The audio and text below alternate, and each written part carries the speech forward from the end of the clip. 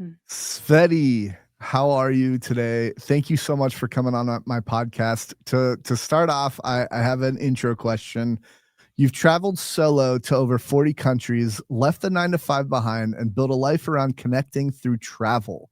With all those chapters in your story, what's been the biggest anchor that's kept you grounded through it all?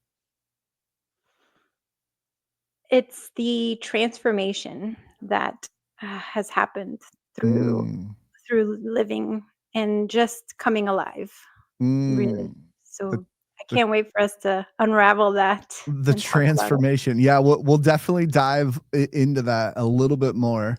Mhm. But before we do, welcome everybody to the Rolling Forward podcast, a podcast of people who keep rolling forward no matter what life throws at them. Real people, real stories, powered by purpose, resilience, and a drive that never ends. I'm Zach Sikora. Spina bifida didn't stop me. It just gave me a better excuse to sit down while I take over the world. Today's funny shirt is Rolling Forward Podcast. It is the brand logo or whatever, right? But there's some sort of humor about disability and being a superhero. I guess Professor X was a superhero, but anyway, you can find this design and a whole bunch more at rollingforward.printful.me. And if you have a funny shirt idea, throw it in the comments. Now let's roll into today's episode with Tsvety. Did I say it Tsvety. right? Tsvety. Yeah, Tsvety. Okay, yeah. I great. know the T is kinda throwing you off a little. It's Tsvety. yeah. Yeah. Yeah, Okay. you're saying It it great. is. It's not a common collection of letters that are thrown around in No, English. So, I but know. anyway, Mhm. thank you so much for coming on my show. I want to get into how we connected. I want to get into a 10,000 foot overview. You being a solo traveler who's explored 40 plus countries. I think it's fascinating. But first, can you Mhm. share how we got connected? Yeah, I think it's, the best story ever. So, I just finished hiking Kilimanjaro, the highest peak in Africa, Yeah. and in that course, I didn't do it solo. I was part of a group, and there were 11 of us, and one of the people that were that was on the hike with me, was Adam, Yep. who is one of your close friends, and he was also on your podcast. And, of course, this type of hike just brings people closer. There was such camaraderie in our group. We were all Yeah. helping each other out, uh, basically giving out ibuprofen and Tylenol like Tic Tacs. I Yeah. mean, somebody was in pain at one point and another. With just 7 days of trekking. Oh, Kilimanjaro it was quite an ordeal. It was super challenging, but all 11 of us made it to the top, including nice. Adam, of course. Nice. Yeah. And, he's in great shape, but both of us had a rough day 3, and I know he's not gonna like me saying this, but yeah, we had Oh, a rough day 3 for us yeah. between the 2 of us, but we made it, and so afterwards, we connected on Instagram and I saw that he was on your podcast, and I said, "Listen, Yeah. do you mind reaching out?" So I actually approached you to come Yeah. on this podcast. And the reason for it is because I saw it in your bio that you wanted to show people like what is possible. Yeah. And as soon as I saw that in your bio, and it so resonated with my own mission and how I want to show people what's possible in solo traveling and traveling Yeah. alone, Yeah. and I said, "Listen, I think this is meant to be." So Yeah. That's that's why. awesome. Well, yeah, thank you for reaching out. You are the first person. We were talking about first before, and you're asking if you were the first woman on my podcast. I said no, but you are the first person to ever reach out to me who really I mean, a friend of a friend.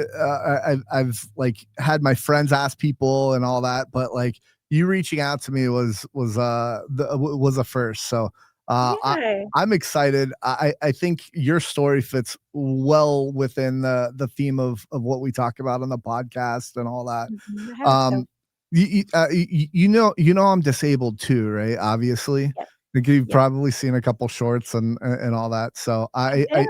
I do I like to watched the sprinkle I in. watched the entire Adam episode, You so did? Okay, great. yeah, yeah, Yeah, for sure. that one is interesting because it's among my shorter episodes, and I want him and a few other gym people to come in and have like a little bit Great. longer of a podcast. So, Yeah, okay. you guys, it was so smooth. It was such a nice flow. I Oh, really thank you. enjoyed it. Thank Mhm. you. Yeah, it was it was a fun podcast, and I always once it goes live, I always listen to the podcast again, and it's like, oh yeah, I forgot about that, or it's just funny moments. Like Adam throws out jokes all the time, and it's hysterical. He was the same on the hike. Yeah, yeah, that's awesome. Which, it makes go by so much faster and, Hmm. anything that is kinda taking your mind off of the pain and the elevation and Yeah, your feet hurting and yeah, whatever other issues that you might be having and dizziness and yeah. I mean, it's up there. So it's almost 6,000 meters. So, Wow, yeah. that's Which crazy. for feet, I think it's 19,000 feet, I'm pretty Yeah, sure. that sounds Yeah, about right. It's like times it by 3 and add a little bit. yeah, So, yeah. yeah, yeah, yeah. Yeah, no biggie. Just, Interesting. Is that, how many mountains have you hiked? so I'm not a huge hiker, to be honest. Oh, I had it as a dream of mine since 7th grade. It's in my diary, and I think we learned during that same I grew up in Michigan, yeah.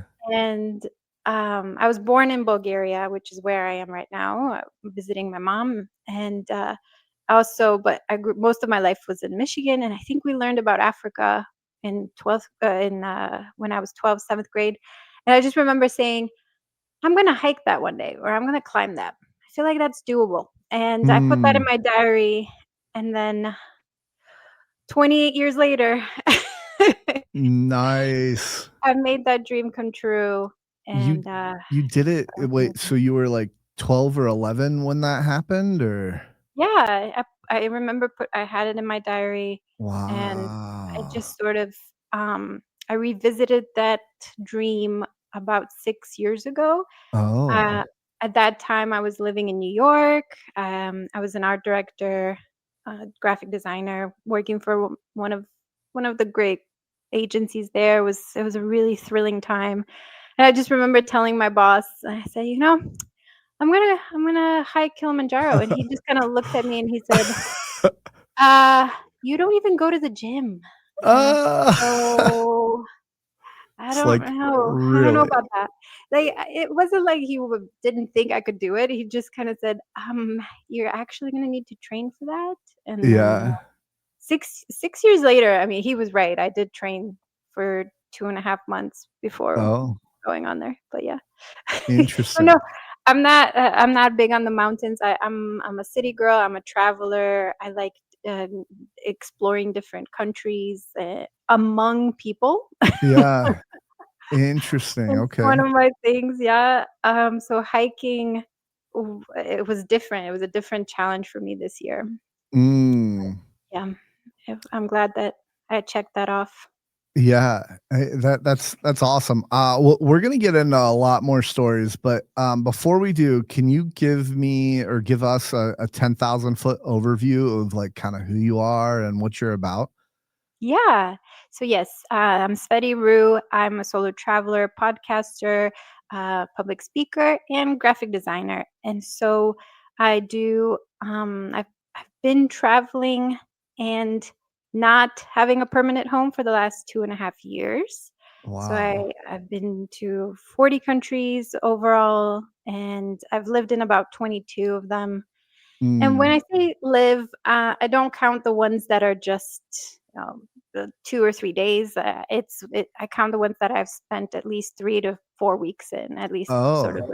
like a month, um, because you get immersed into the culture that way.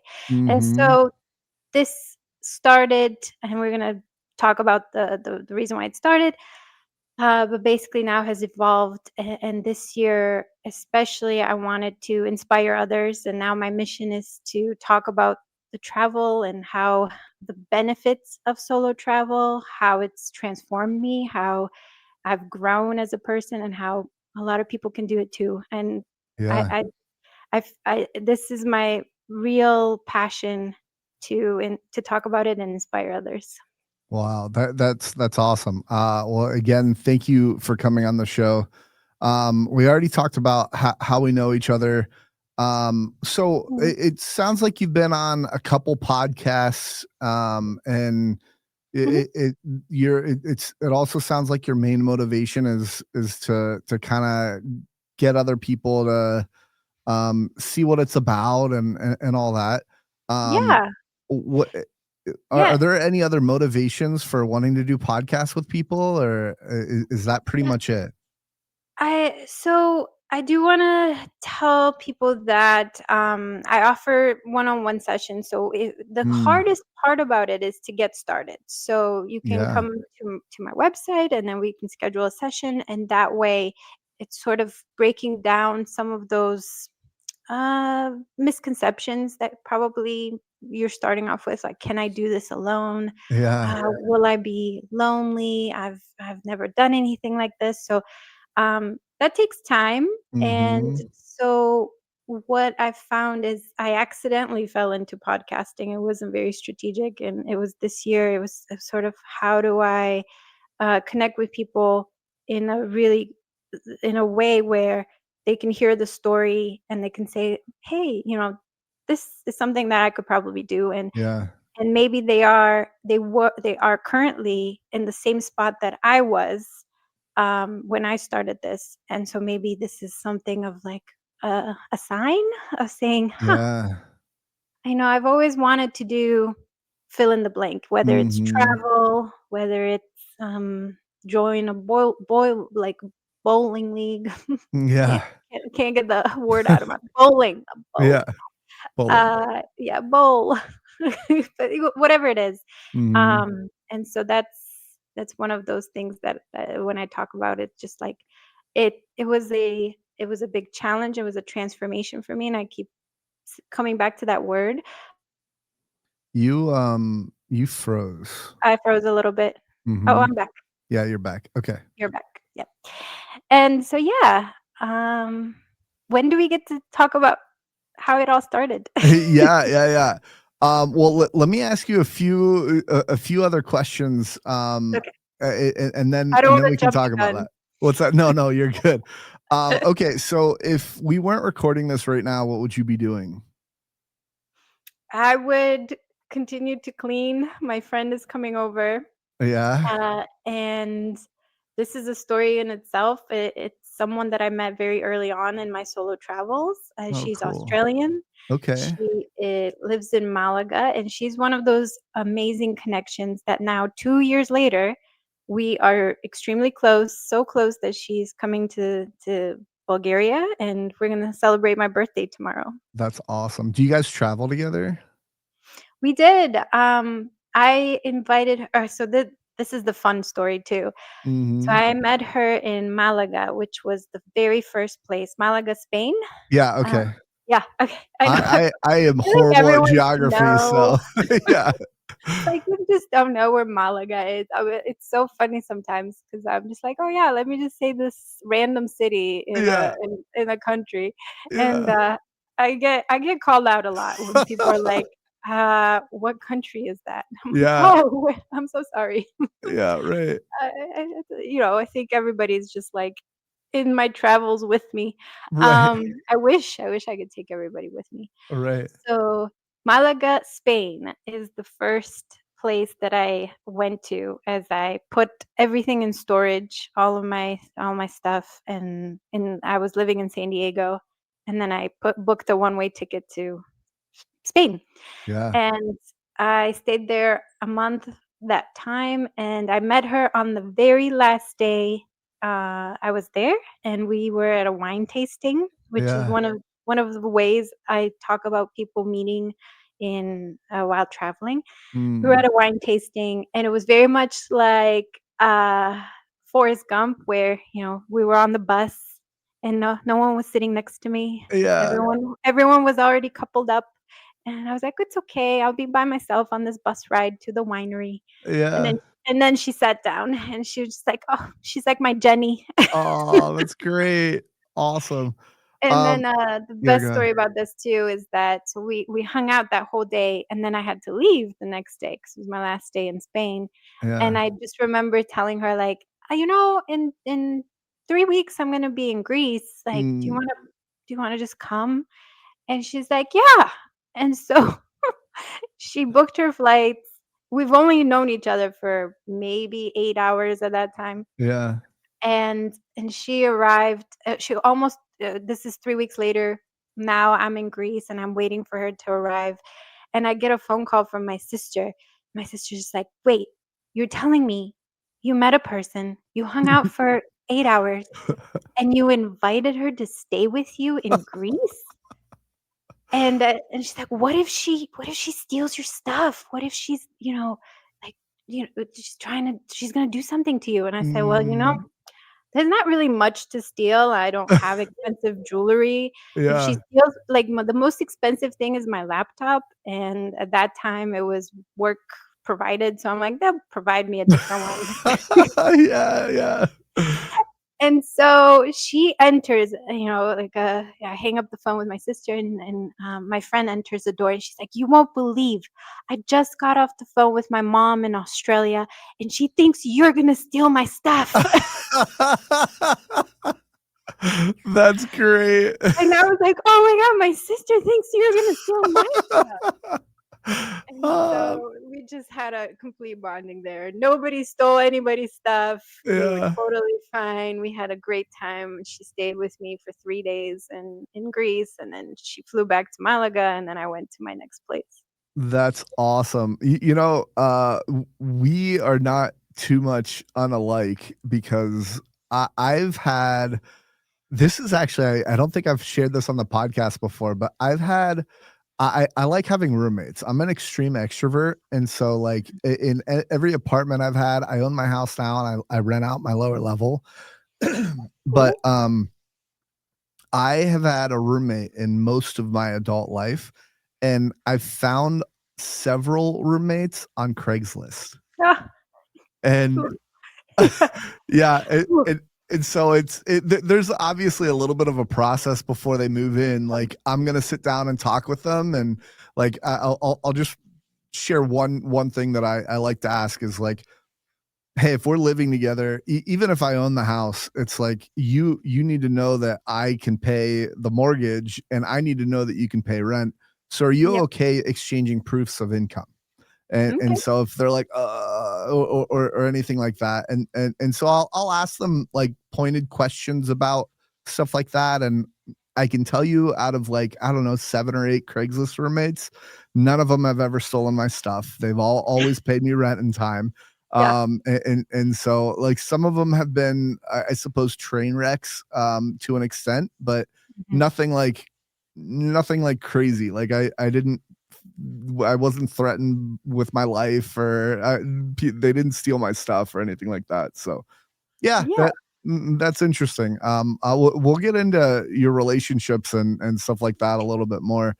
Yeah, Um, there's a level of trust that now I think we are, because of maybe the crime shows that we're yeah, watching, yeah, and because we're becoming so much more isolated on our phones, mm, that we are so weary of strangers, which, yeah, it is good to protect and, be sort of there's a safety aspect of it, yeah, but there's also, if there's intuition and following your yeah. gut and your instinct, and Hmm. sometimes I found it in the last 2.5 years that I've been wrong only once, and Yeah. Oh, most of the time I've been right about, like, following my instinct. So interesting. Do you? I'm kind of curious about what you were wrong about. Do you care to share that, or is that not something we should yeah, talk about? so I feel like we're getting into relationships right now. So it's Yeah. actually somebody I dated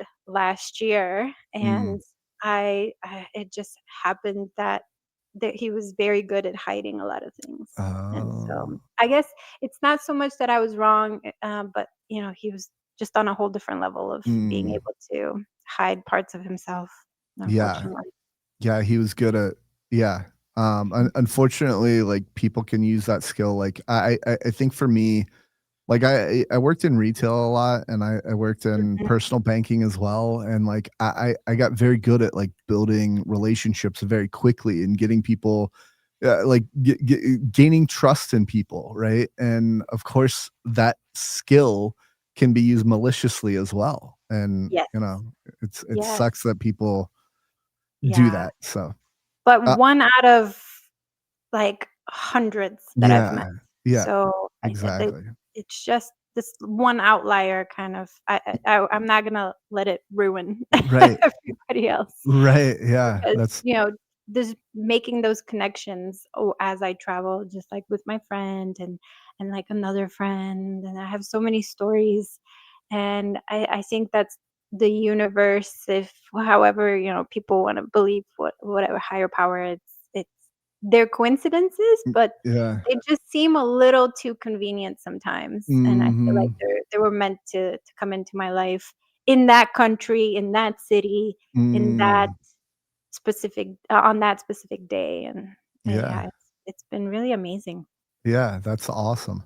Mhm. Yeah, I've met some interesting people on as roommates as well. So, but I won't get into that. So tell me about I'm since you travel, it seems like very frequently. Do you have like a lost luggage story? Yeah, Okay, recently. okay. Oh, Yeah. So, I travel super light now. I started off with a big suitcase and a backpack, and mm-hmm. the rest of my stuff in storage in San Diego. Mm, And then I just kept downsizing, and then I got to one of those, like, carry-on suitcases. Now mm, this year, I went to Asia for 2 months with just a carry-on suitcase and a backpack. mm, And then I kept kind of reducing, and so now I went to Croatia, Slovenia, Germany, and Austria for 3 weeks or so, mm, and I went with a backpack and then one of those gym bags. Okay. So the gym bag, I went from Bulgaria to Croatia is only an hour flight. It's a direct mhm. flight. There are no layovers. There's nothing complicated. So this gym bag, for some reason, I had to check it in, Oh. and I'm waiting. I'm waiting for it to come out. I landed in Zagreb in Croatia, and I'm just waiting and waiting, and everyone else's bag is out, and I'm like, nope, nope, my little gym bag, just somehow. So what I thought was hilarious is this woman comes out, and it's July, and July in Europe, for some reason everyone's tan already. Like Mm. Okay. they already had their vacation somewhere. Yeah. And if anyone from Europe is listening to this or they have family in Europe, they can agree that just somehow this woman is already looking like leather. Okay, she just walks up and she's like, "Is your bag missing?" And just like attitude happening. And I'm like, "Yes, yes, it is." And then she's like, "Okay, wait 15 minutes more." And I'm just like, "They stopped the thing. They're like, what am I waiting for?" Yeah. Anyways, I go to file my complaint, and and she's just like, "Oh, 95% that it's still in Bulgaria." Like, of course, it's not their fault, right? Oh. So it's 95% is still in Bulgaria. And she's like, "Well, because this specific airline only flies, every other day, you're gonna get it in 2 days." I'm Oh, like, no. I'm not even in Croatia in 2 days. I'm, like, hopping on the bus to go to Slovenia." Oh. Anyways, so I'm like, "Okay, well, I guess just call me and we'll figure it out, and maybe I, Mhm. like, stay an extra day in Croatia." Anyways, the next morning, they call me and they're like, "Oh, it's here." Yeah. And I was like, "Oh, you were 95% sure it was still in Bulgaria." "No, no, it was here." Oh my gosh. So, you didn't leave though, yet, right? Or had you left? No, no, no. I left the airport and I Yeah. had, like, just whatever was in my backpack for Yeah. clothes. Yeah, yeah. and then the next morning they called me and they Oh, delivered it to me, which was nice, yeah, at yeah, the little Airbnb I was staying in.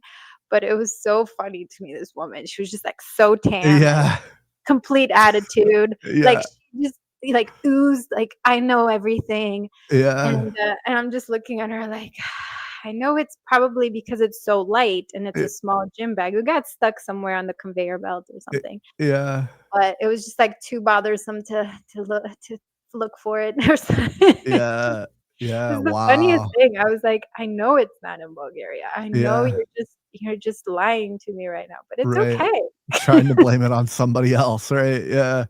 Okay, It was so so so funny. real quick, I won't do this with every question, but Yeah. I used to travel when I was a junior for wheelchair tennis, and Ah, I've been to France twice, Italy, Switzerland, Poland, and Great Britain.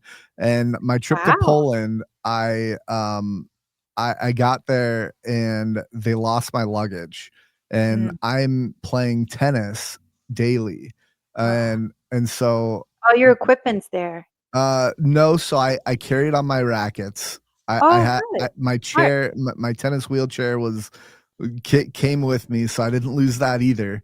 It was Okay. just my luggage, and so I had my other clothes in it and all that. But I had to wash my clothes every night in the sink and hang it up to dry. And what's really funny is we like the U.S. team made it to the finals, and Wow. and right before the finals, I got my luggage, and I was like, guys, should I wear this again? And like, because it was like my good luck, right? Yeah. And turns out I didn't wear it again, and we got second place. So I don't know if the clothes changed it or Yeah, what, you but should've. You should have just gone with what was working. Don't yeah, break it. yeah, Don't break yeah, it. exactly. But anyway, that's my lost luggage story. Yeah. No, I I think most of the time, my luggage has been there, yeah, but yeah. yeah. But it's always good to have an extra set of underwear. It's like, have your Tylenol and all your drugs with Yeah, you. Don't yeah, put so there's just common sense things now that as a traveler, I just, it's there's always a chance. So, yeah. That's good part of feedback. it. Mhm. Okay, so what's the strangest thing you've ever eaten on your travels? Mm. Oh, so, in Phuket, they have scorpions on the skewers. I did not eat them, though. I Oh, I saw them, and I I would have was tried it. I know, I was going to, but then I'm like, "Oh." I might vomit this back out. I had just come from Bali, and I was in Phuket, and I saw these scorpions, and the week prior, I had Bali belly. Have you heard of Bali belly? I assume it's a sickness from drinking water or Yeah, food, it's, something like that. like the contaminated water, and I think Uh, somewhere between 50 to 70% of people, uh, who travel to Bali get the stomach bug. Whoa. And I Yeah, assume you stay away from the water, you drink bottled water only, so it probably was in yeah. the food? So I have a theory it was in this carrot juice that I had, Oh, oh, interesting. because I made it 10 days without getting sick, and it was Mm, interesting because I actually met an American woman from South Carolina, and we became friends, and she got sick, I think it was on the 3rd or 4th day, mm, and, she was telling me like, "Oh, man, I got Bali belly, it was terrible." And I yeah, was like, "Okay," and here I am, like, brushing my teeth with bottled water. yeah. "No, I'm not gonna get it. I'm not gonna get it." And so 10 days I lasted, and then the 11th day, oof, Oh, oof. well, So, yeah, it knocks you out, and, I bet. some people it lasts for me, it was just, like, a rough afternoon, and Oh, not to go into too much detail, but you do throw up and diarrhea, so yeah, yeah. you're kind of exploding from both ends, but That sounds fun. Not to go into too much detail, exploding from both ends. No, yeah. it's a great visual for everybody. sorry, but you should know. You It's should know what okay. you're getting yourself into. Yeah, Bali is so beautiful. I'd still go back in a heartbeat, yeah. but there we do suffer. And they do, I believe the government still, like, for ice, it has to be sort of flown in, and it's like, so they Oh, they are very cognizant of their water issue, but still interesting. somehow you're still gonna end up getting Bali belly. So Interesting. Okay, a couple more and then we'll get into what keeps you rolling forward. Mm. If you had to forever live out of one city that you visited, which would you pick? Ooh. Oh, no, that's like choosing my children. Can I do top 3? I don't even I don't even have children, but it's like, oh, no, let's do top 3. Okay, top three is fine. I'm Okay. surprised you even have a list of top three. If they're all your children, are you gonna have a list of your best ranked children? No, No, I'm no, kidding. I've been asked this before, and people actually they've said countries. So, Mm, you're making it even harder by asking me cities. But I yeah. will have to say, so Chiang Mai, Thailand. Okay. Chiang Mai is northern Thailand. I just went there in February. Like, I just loved it because you have it's not in the water, but it's traditional Thai culture, northern Mm, Thai cuisine. The markets were really cool.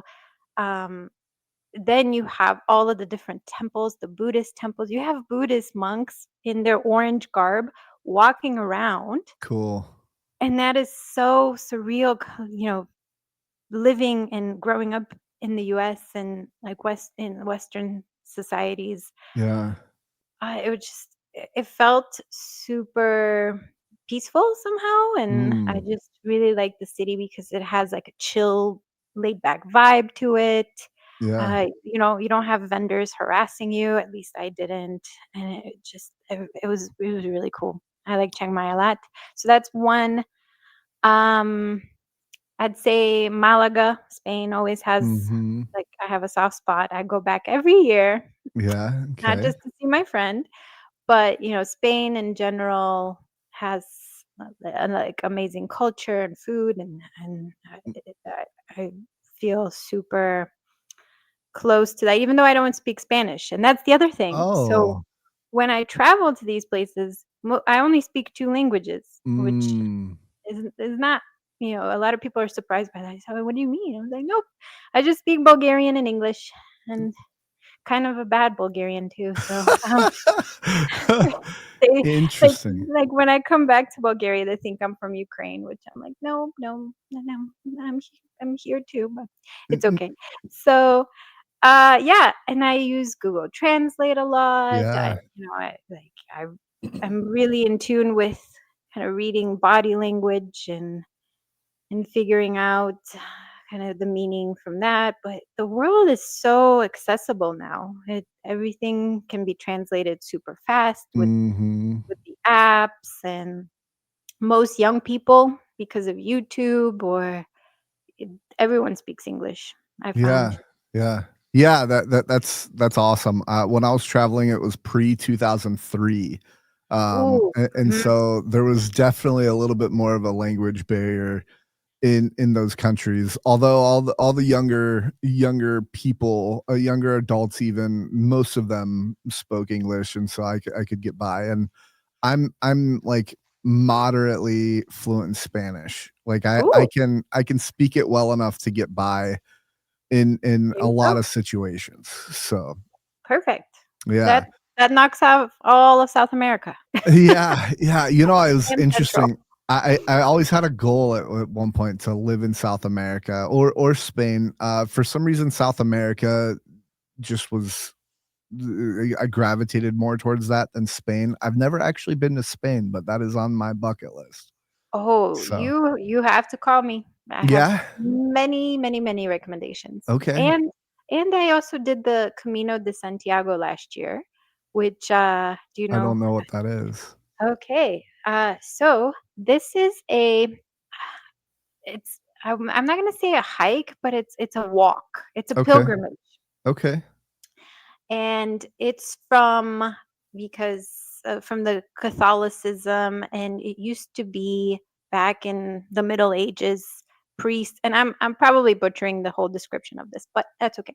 So priests would do this pilgrimage from different parts of Spain, or from like even different parts of the world, and they Mm. all these roads and routes, they lead to Santiago de Compostela, which is a city in northwestern part of Spain. Oh. And what this is there's such a marked road, and it's very famous, and there's 5 or 6 routes that everybody kind of tends to gravitate towards, but there's a lot of different ways. So you can walk it, Mm. you can walk this route, and a lot of them are over 800 kilometers. Wow. So the full Camino, uh, the French route is the one that I did, starts at the end, sort of like at the border of France, yeah, Mm-hmm. like a city in France, and then goes all the way across northern Spain, all the way to Santiago de Mm. Compostela. I did not do all 800 kilometers. I did 115, which is enough to get you the certificate at the Oh, end. cool. Okay. And so, yes, 115. I walked those, Kilometers, that's what did I like 80 um, miles, 80 75 miles? miles? Okay. Yeah. Alright, just Over the for the course of US folks. yes. I No, know, you're I'm good. look at me now, I'm all kilometers. Um, Actually, that's the conversions of kilometers to miles hasn't been as hard as, for example, a little side note, and then I can get back to the Camino, but uh, Fahrenheit and Celsius, that has Mm, been the hardest for me I because bet. I continue to see my degrees in Fahrenheit, and then everyone gets confused, doesn't it? Just everywhere in the world. Like I was Yeah. in Thailand, and I'm like, oh, it's 85, and they're like, They're like, what is "What?" what does that even mean? What is Yeah. 85? I'm like, "It's hot, okay?" Yeah, yeah, yeah. And That then Europe is just like, "What?" Like, Fahrenheit does not make any sense. I'm like, "I mm, don't disagree. right, I don't disagree. It is right. very confusing, but when you're used to knowing what 85 means, you just know." I have, Yeah, for example, like, when they tell me here it's 19 degrees Celsius, I'm like, I don't want that. What is I don't know what that is. Do I need yeah. a jacket? What is 19? Right, right. Yeah, It I sounds feel so like low. the Celsius, like the temperature is closer together, right? So Yeah, like 21 versus 22 degrees Celsius is a much bigger gap. yeah. I mean, it's a bigger You feel temperature it. gap in Fahrenheit, and Right. it's Yeah. interesting. I Very think, interesting. That's the hardest for me. Every other like pounds to kilograms, no biggie. Like I kinda yeah, got that because I have to weigh my luggage, and it's always, you up to 23 kilograms, and which is like 50 pounds. I'm like, "Ah, okay. yeah. That I get." But man, Celsius is hard for me. Yeah, I think the world should convert to the metric scale, Okay. in everything. Celsius and Fahrenheit, I don't know. I personally like Fahrenheit a little bit better, but That's I'm what we grew American. up with. Yeah, Yeah. exactly. Um, So but okay, okay, yeah, back to the Camino, yes, so there's all the routes kind of end in Santiago except one, I believe, but yeah, most of them, and you can, so you need to walk at least 100 kilometers to get the certificate, or you can mm, bike 200. oh, So, like, the Camino's really, it's interesting because then you meet a lot of people along the way as you're just walking and doing this pilgrimage, and it's a bit of soul searching. And yeah, so, yeah, it's interesting. interesting. Okay, we'll get into a little bit more of your journeys, but first, what keeps you rolling forward? So it's my curiosity. Yeah, I wanna keep growing and learning, and there's just so much that the world is offering, and I'm just so curious to keep learning about what it all has, and meeting people, and I'm just curious about different people, um, and it's really it's like, it's like feeding my soul. mm. I like that.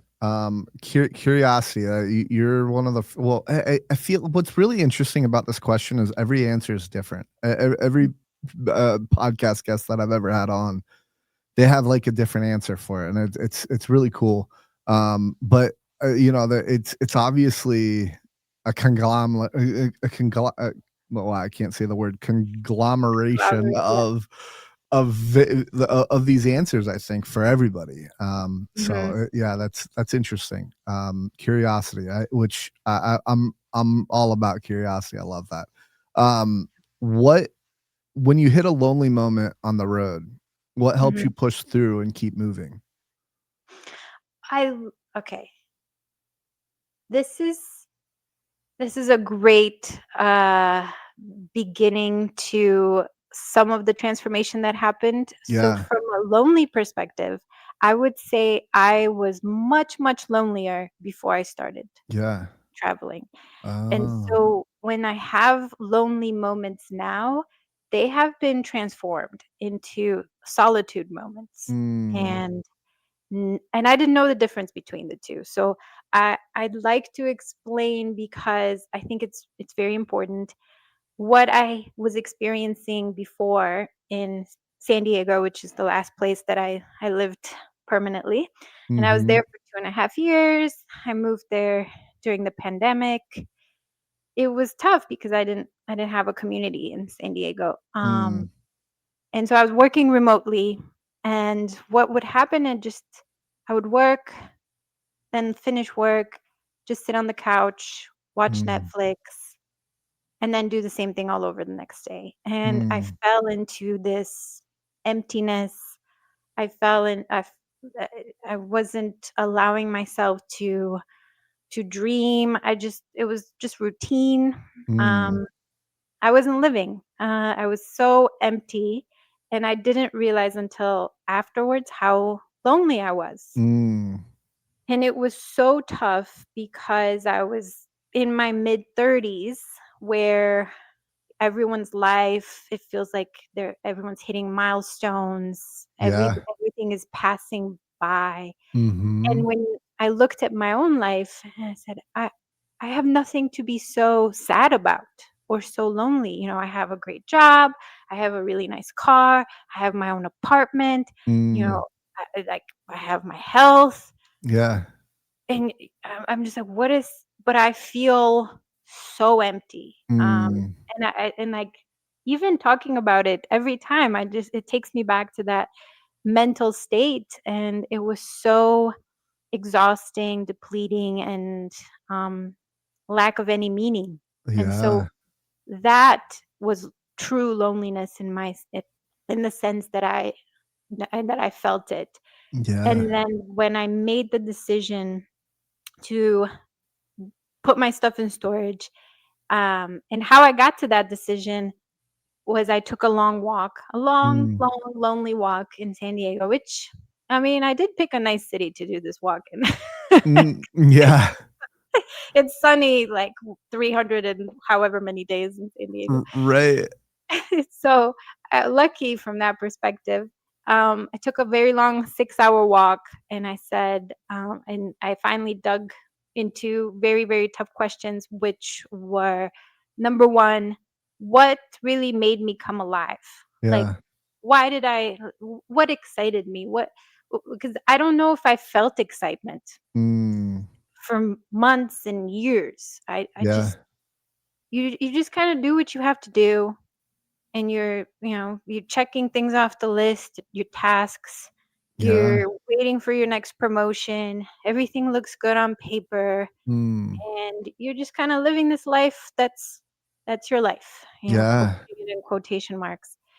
So that first question, I really said, what makes me come alive? What am I excited about? What am I passionate about? So that I really thought Mm, about that first question.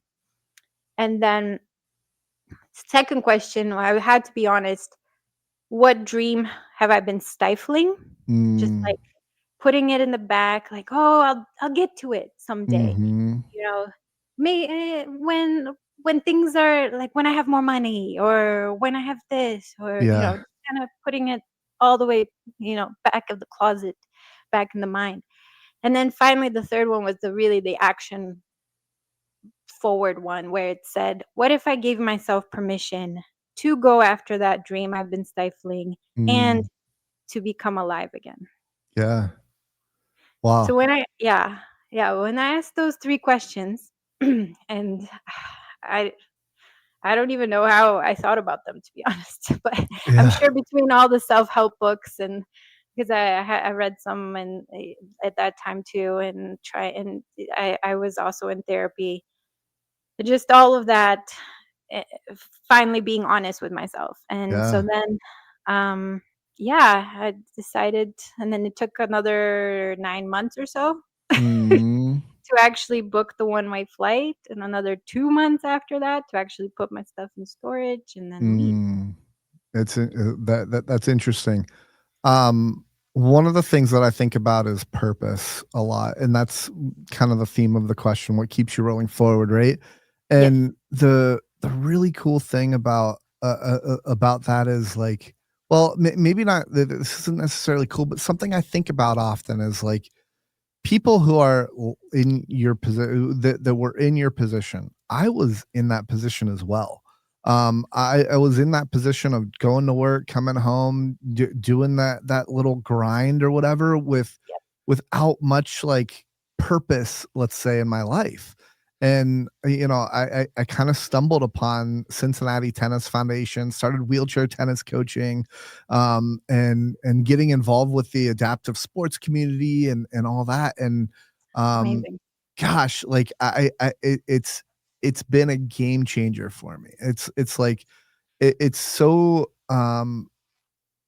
but but let me ask you, so the thing about purpose is like you hear your entire life, find your passion, find your purpose, right? But like for me, until I found Cincinnati Tennis Foundation and started doing what I was doing, it it it was almost a meaningless phrase of like, oh, like I'll find, I gotta find what I want to do. What is that? Well, I have these interests, but how do I piece them all together and all that? So, like, for Oh, someone listening to this, that's go ahead. Actually, I'll let you open up I before was I.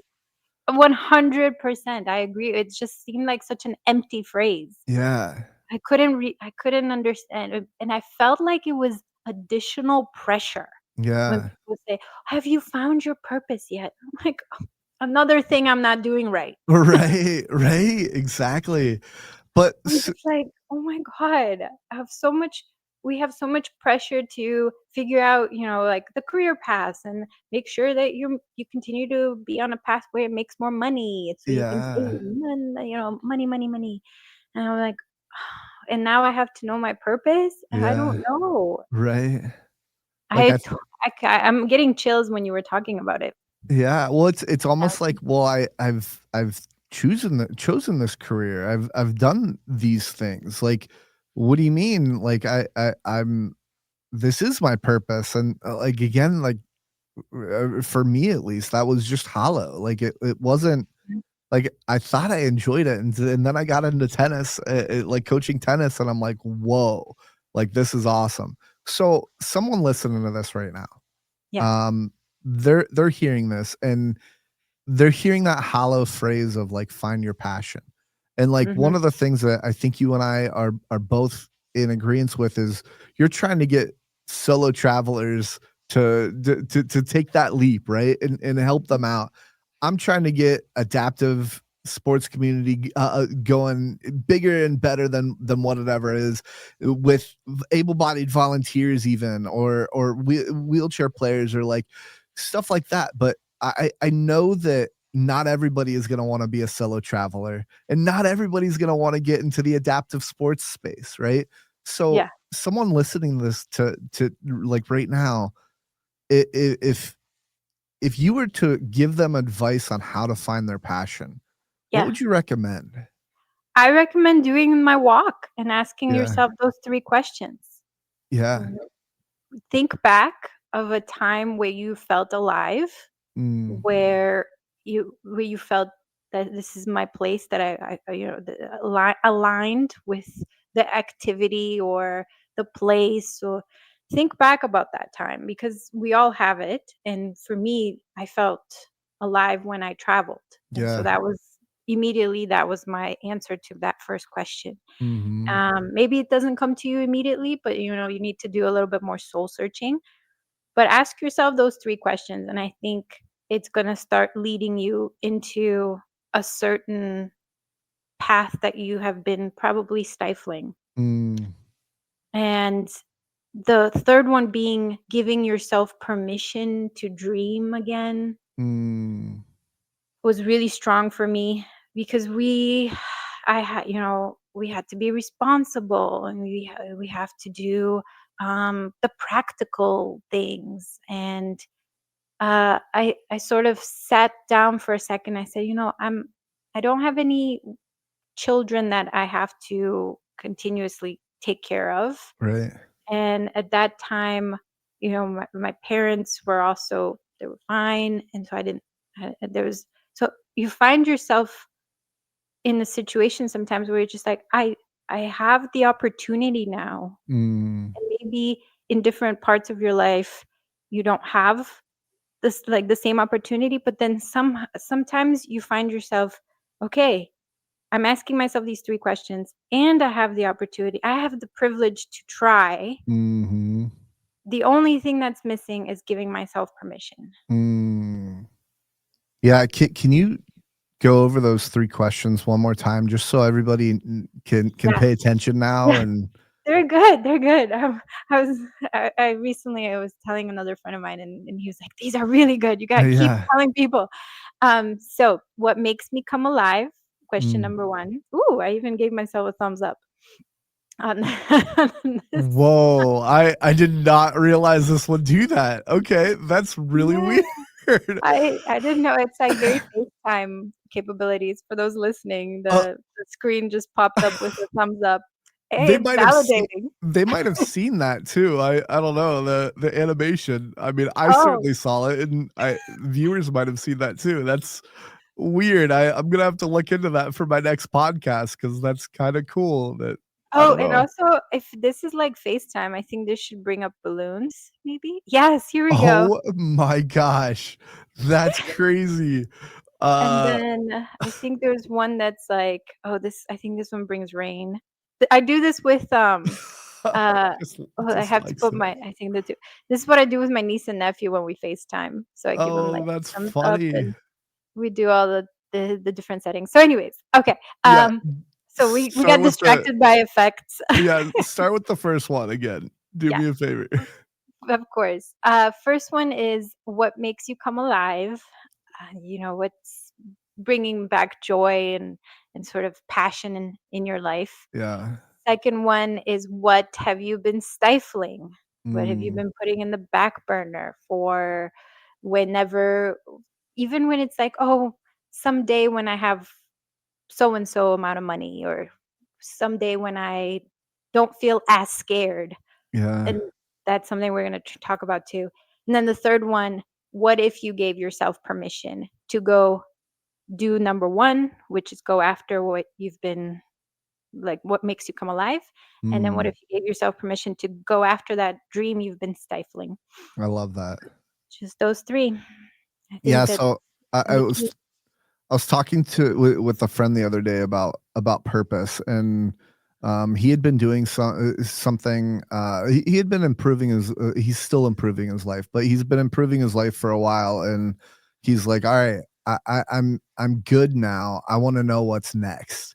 Mhm. And he's like, he's trying to have conversations with people about how to find that. And one of the things that I told him is analyze your decisions on a daily basis and Ooh. and ask yourself, am I doing this because I want to, or like basically ask yourself why, like a mindfulness exercise of like, okay, I'm having coffee in the morning and I put on Netflix, like, right, like am I doing everything that I want to do while I drink coffee and put on Netflix? Or is there something else that maybe I can drink the coffee faster and go outside and just be in nature, or something like that. But like every action you do is a choice, even if you take no action.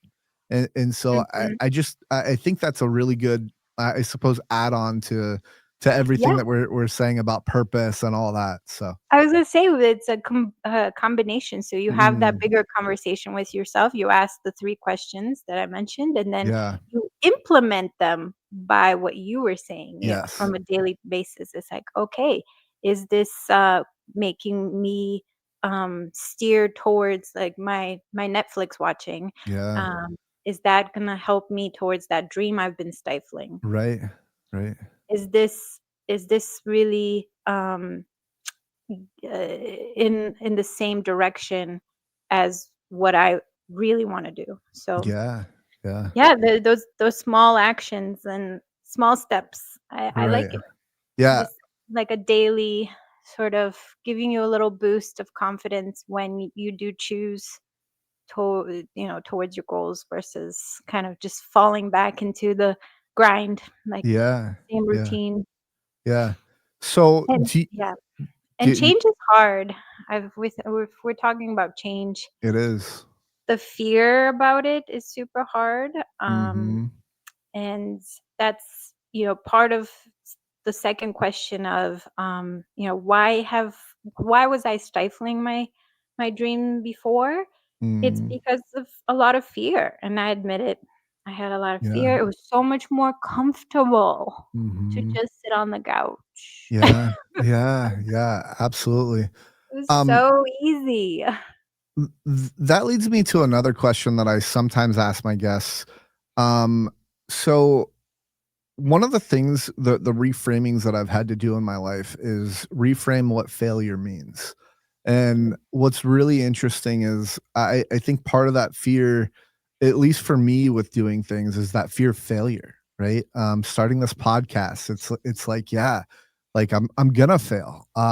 But I think one of the cool things with failure is, at least in the US, and you tell me if this is different, but I think failure is something that people try to avoid.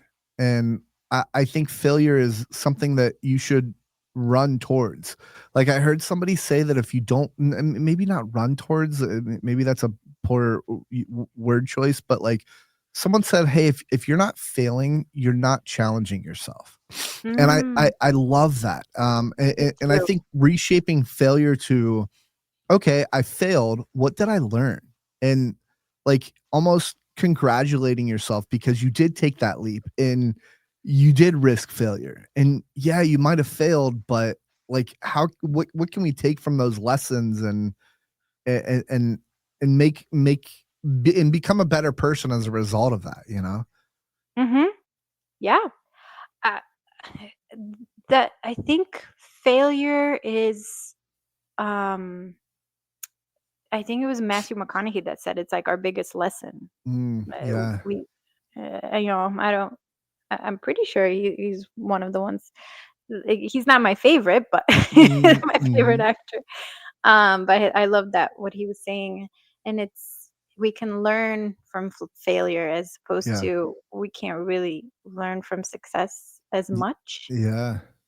Um, and so for me personally, I had very little confidence that I was going to last more than 3 months. Oh, interesting.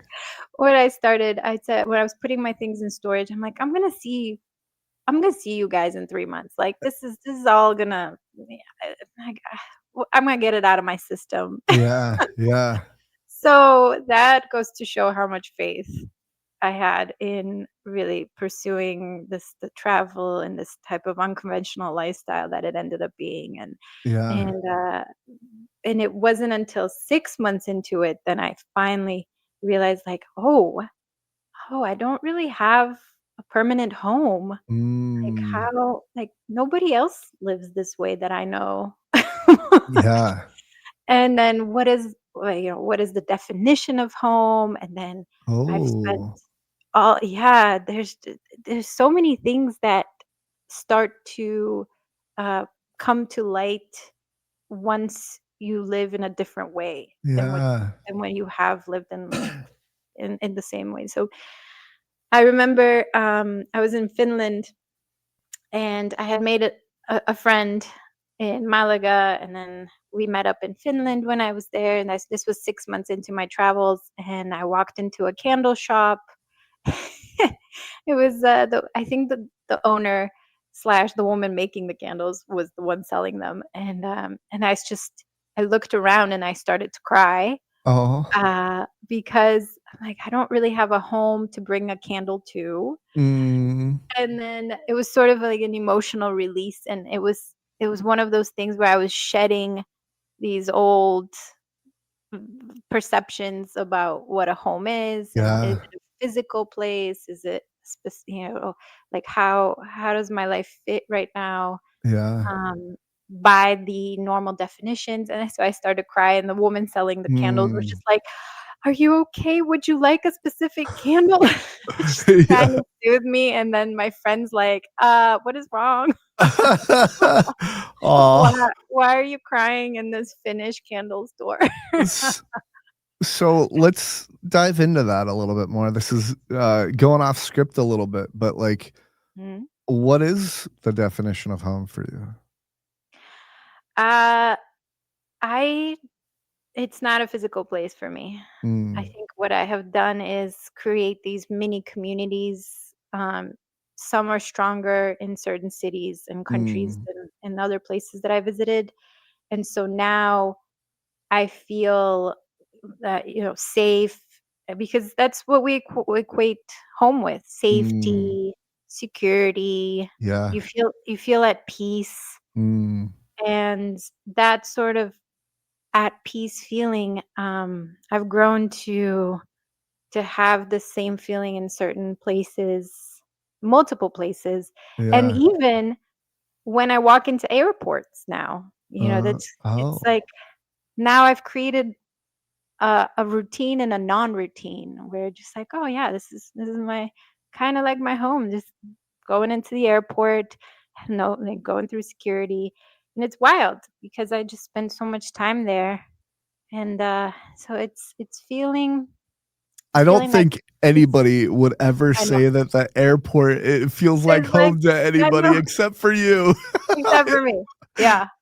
Honestly, like some airports too, like Malaga airport for sure. Yeah, yeah. I'm like, I'm just gonna hang some pictures up now, guys. I think I've been here quite a lot. Yeah, right, like, my picture goes there with my friends, guy, by the way. This is who I met in Malaga, so Yeah, we should frame it. yeah. Uh, Oh but yeah, gosh. there's something soothing. Like I was walking around the Singaporean airport, and that airport is really nice.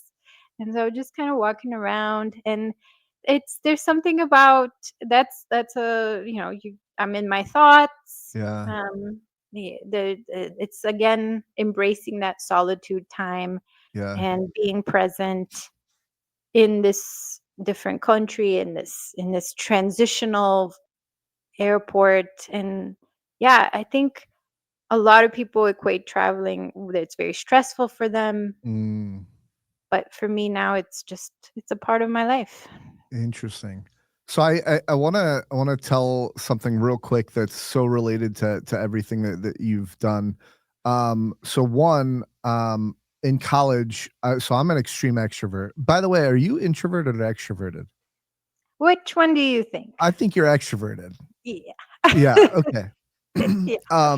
Which is for me, from extrovert to extrovert, solitude for me was always something very hard for Challenging. me to deal with. And it's interesting because my 20s were spent most of the time like going out and doing things with friends and family and other things. And I've said this on other podcasts, but like I didn't like being alone.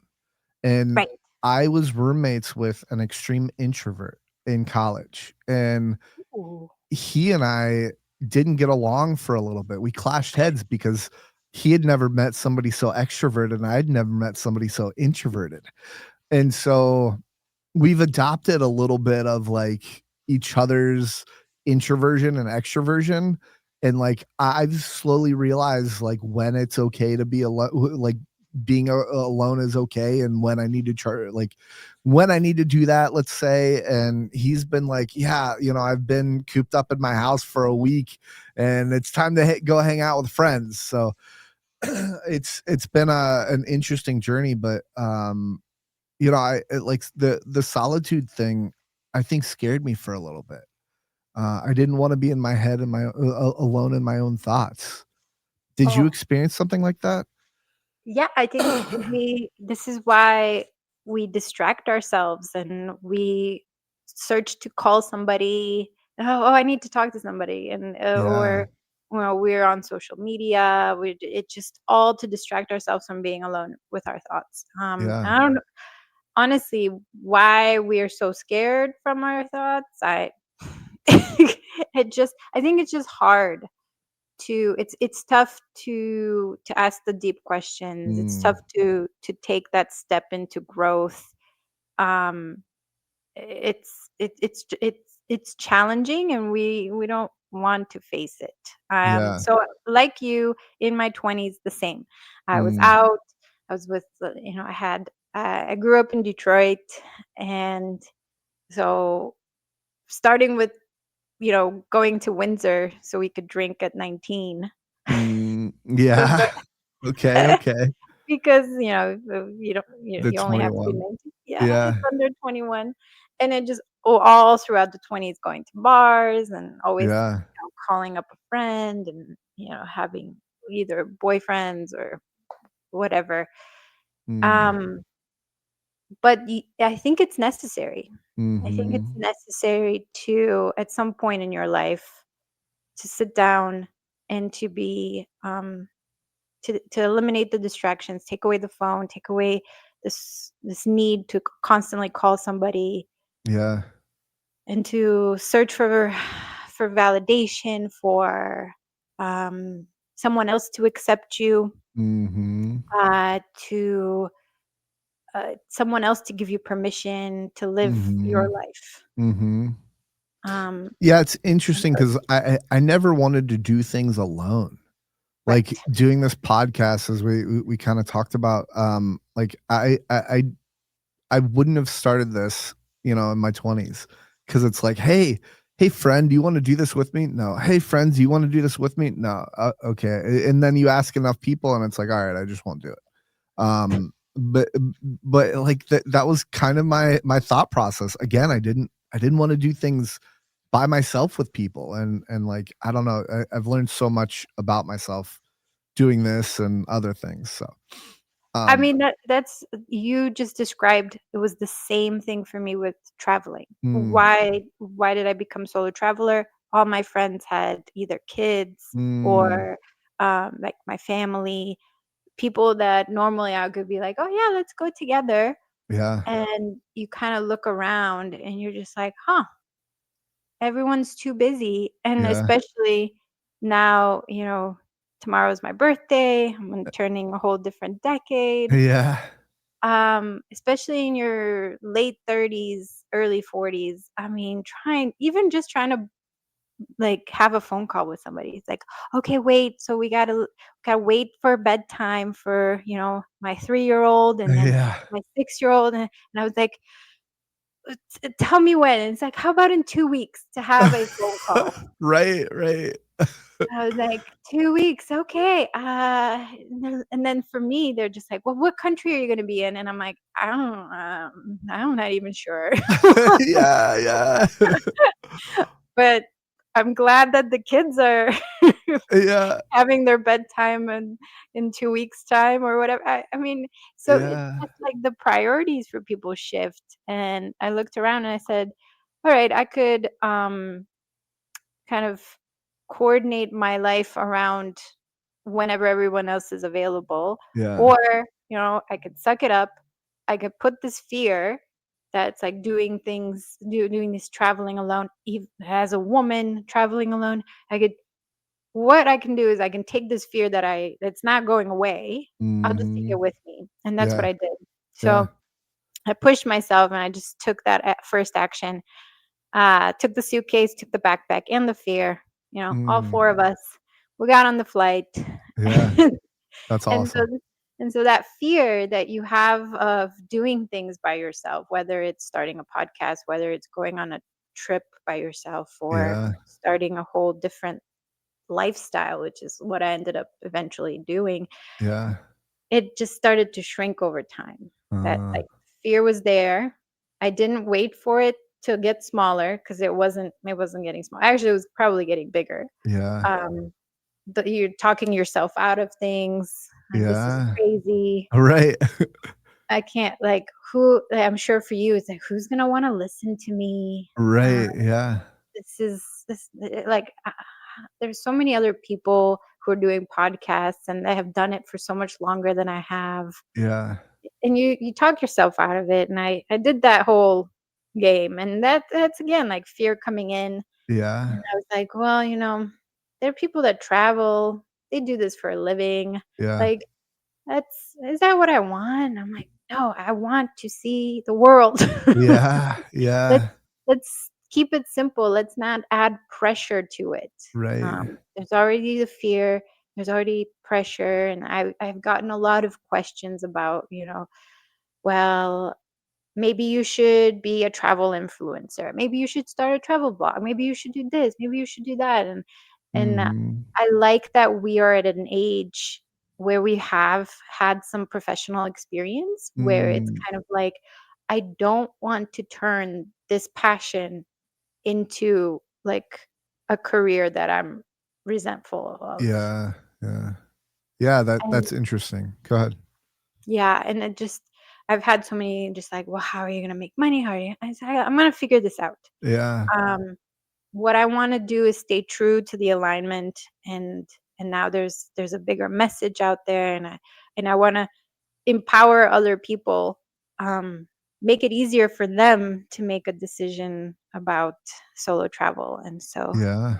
that's kind of like, that is fulfilling. I'm gonna pursue that, and hopefully, it all aligns somehow, um, that it ends up being okay, but I have faith now.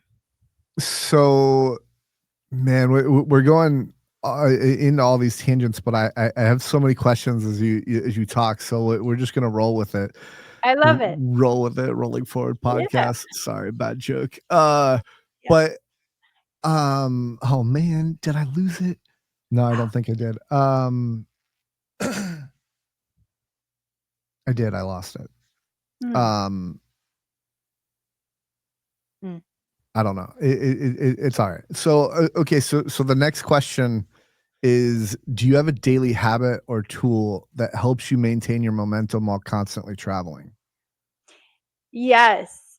So I started a Google spreadsheet. So this is very nerdy. Oh, okay. I'm not an accountant. I'm not a project manager, but as an art director, like graphic designer, and I did have, like, interns report to me, and Oh, so I had to kind of keep a Google spreadsheet of our projects, and okay. so I took that, and now I have a Google spreadsheet of my flights, my Um, Airbnbs, everything is color coded because, graphic design, yeah. and and so it's kind of nice. I just pop open my Google spreadsheet. I've shared it with my family members because Uh-huh.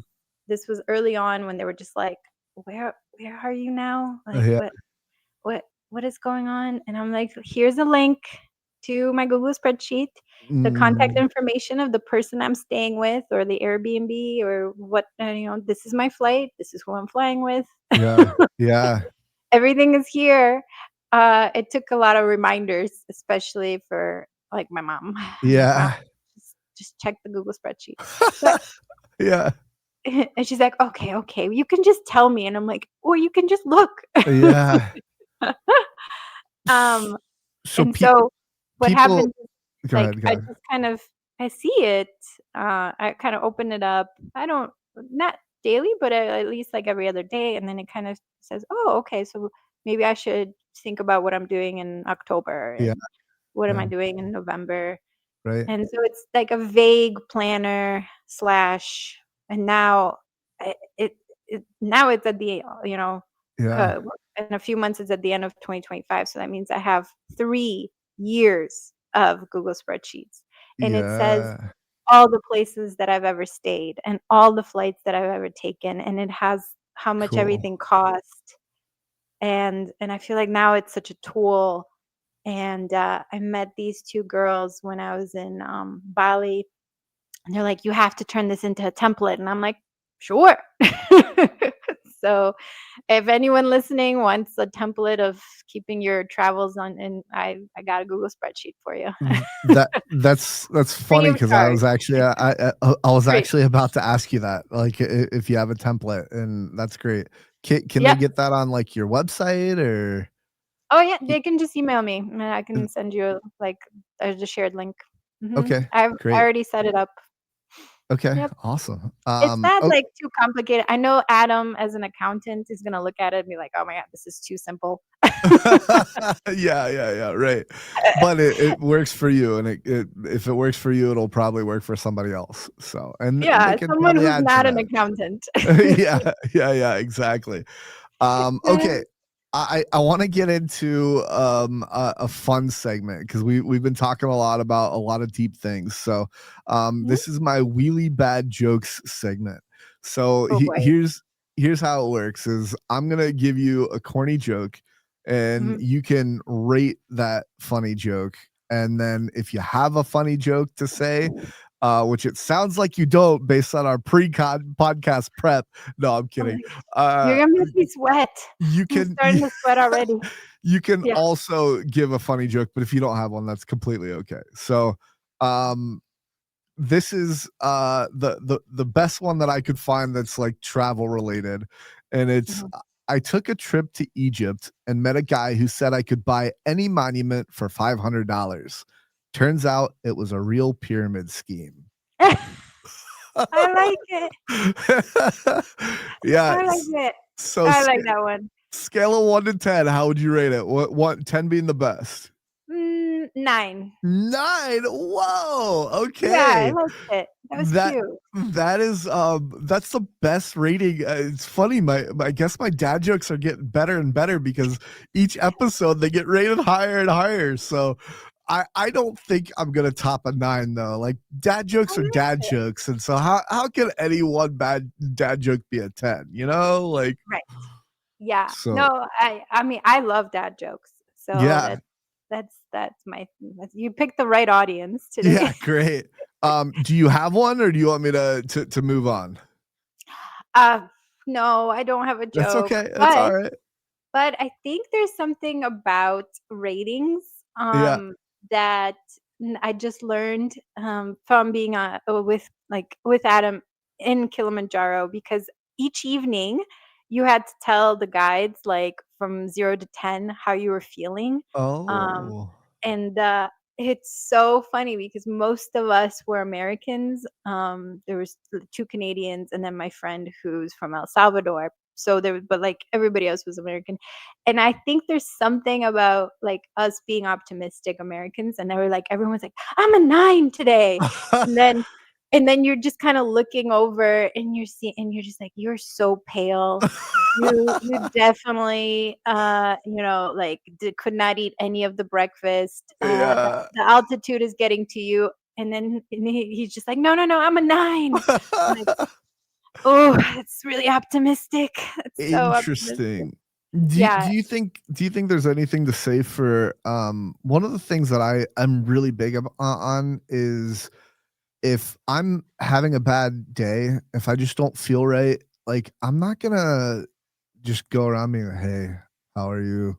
My day's good."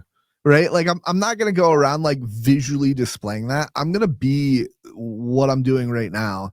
And maybe if you're my close friend, maybe you'll know that I'm having an off day based on like a Mhm. certain mannerism or something like that. But do you think that's part of it, or do you think people were really a 9 in that moment? I think what you were saying. I think Yeah. it's there's a certain cultural, we were brought up to kind of downplay, if we're feeling terrible, Yeah. and it definitely has to do with the US. I Yeah. think other cultures are more honest. Yeah. If they're not feeling good, they're showing it and they're telling you. They're just like, Interesting. no. Today I'm like 7.5 because I Yeah. just, threw up on the side of the tent or whatever. Interesting. So I think it has to do with our upbringing and It, just it, sort of like hiding a bit to put on a strong face. yeah. Yeah. Yeah. Okay, so I want to get into a little bit of an about you. We'll talk about your solo travel journey a little bit more in depth. Sure. So life before travel, Mhm. you were working in design. You were doing a 9 to 5, but now Mhm. you're kind of, from what I've gathered, you're freelance Yeah. So I have more freelance projects designer. when the graphic design project come, but then I'm really focusing on sort of this year, especially putting my mission out there to inspire others to like be brave, live a different life. It's okay.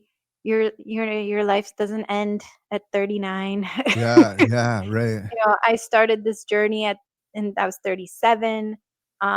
It's never too late to sort of go after your dreams, and I think there's just this huge message there that I'm so passionate about. So Yeah. that's what it's like really fulfilling, purposeful. Awesome. There you go. Yes. Just a side note real quick, and we can talk about this outside the podcast, but um I think it'd be really cool. Like you kind of gave me the idea seeing you on different podcasts. Like I think it'd be cool for like me to reach out to people. Like what was that one podcast that you were on that I was like, man, that the lonely chapter, The lonely like chapter. Yeah. something like that, like like us being on each other's podcasts and stuff like that. I kind of Ooh. I kind of want to start doing something along those lines. So maybe you can Yeah. connect me to a few podcasts that you think I'd be For sure. um that Yeah. would be a good Definitely. fit. I love that you mentioned the lonely chapter. So I'll send him a note for. It was a great session, and he's British, so you got to love Yeah. the British accent. Yeah, yeah, yeah, right. And so I Yeah. think you guys would have a really good session. So I'll reach out and make that connection. Yeah, no Yeah. problem. Awesome. And I think that's the best part about like this podcasting is that it's when I started talking about solo travel, I of course I had a few people say like, well, how much can you really talk about this? I mean, mm, there's so they're kind of thinking that this theme is just limited, and it's not, mm, mm-mm. because what I touch on is it's not that I am here are the best tips to be in Florence, Italy or whatnot. Yeah. And it's that, we're all sick of that. Like Yeah.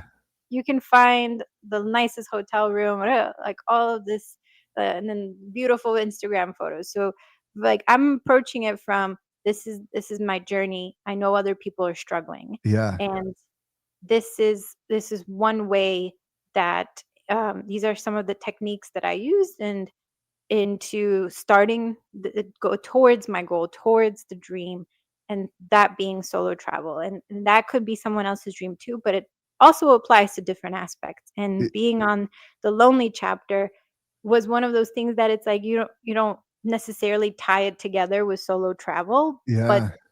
why I started solo traveling is because I was lonely. So Yeah, right. Yeah, that's fascinating. So we kind of talked about this a little bit, but I'm gonna ask it again just to see if you have anything else to add. If not, that's fine as well. But what was the breaking point that made you say, "I'm done with this cubicle"? Mhm. Anything Yeah. else to add there? I know we kind of touched on that earlier as far as you being lonely or whatever Yeah. else, but Uh, the part 2 is that I tried everything else.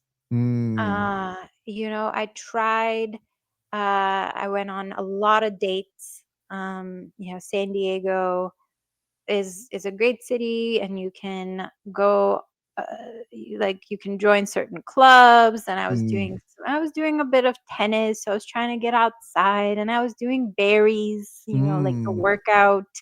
Oh, I'm not a workout person, let's be yeah. honest.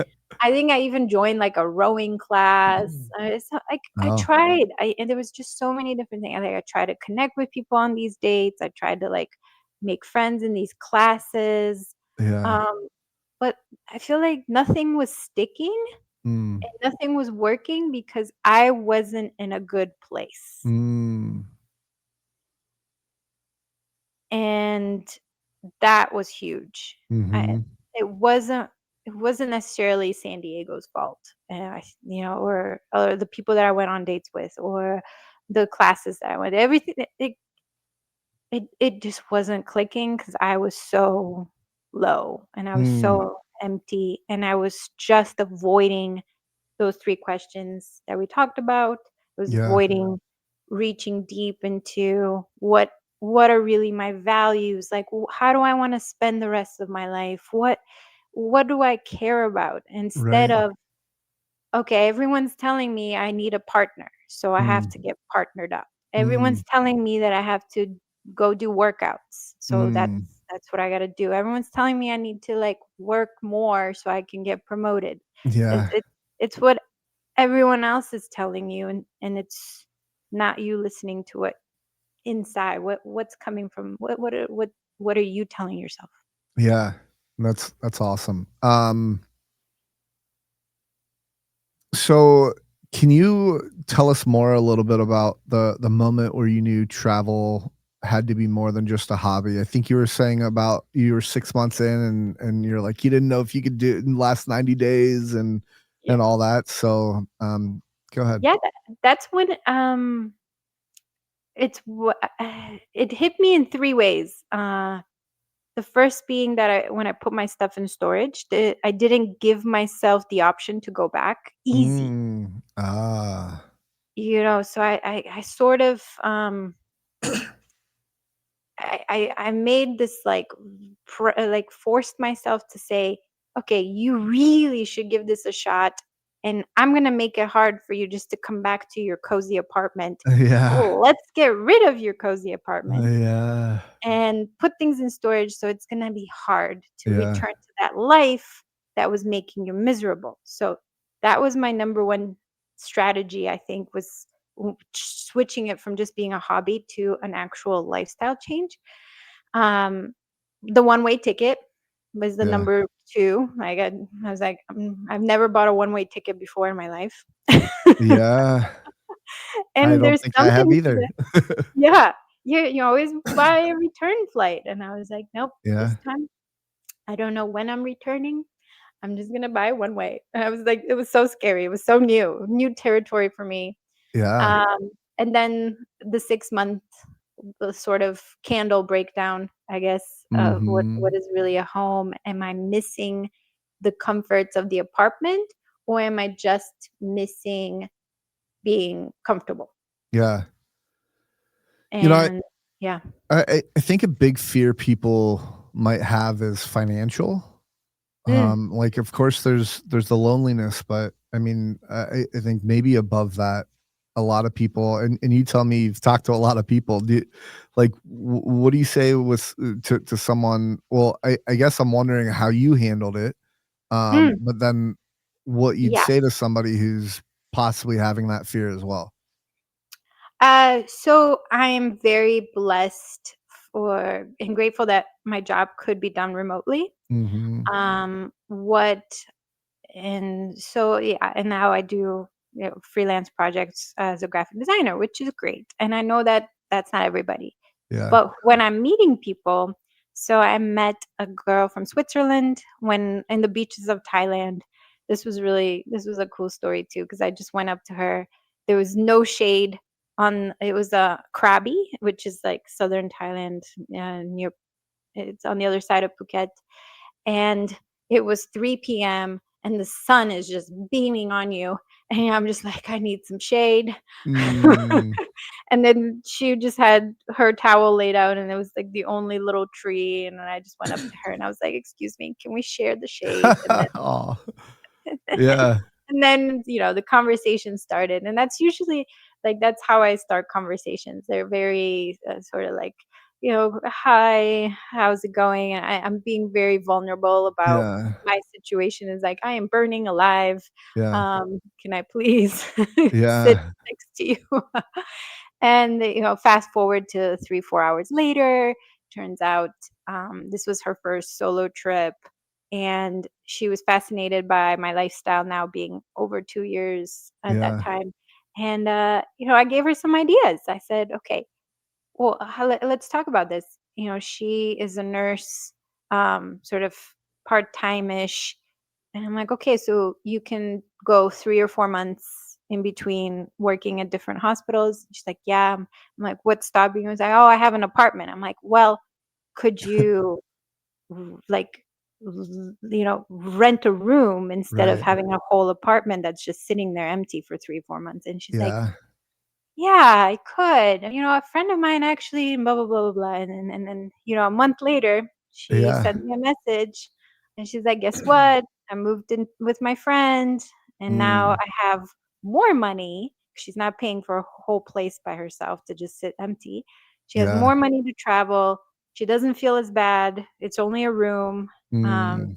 and the way I approached my advice to her was like, you don't have to do it as extreme of putting your stuff in storage, because I Right. think that's a big jump, and I Right. realized that. But just giving her the idea of downsizing, to just renting a room instead of having an empty place, and that's Yeah. like just like a small step towards that.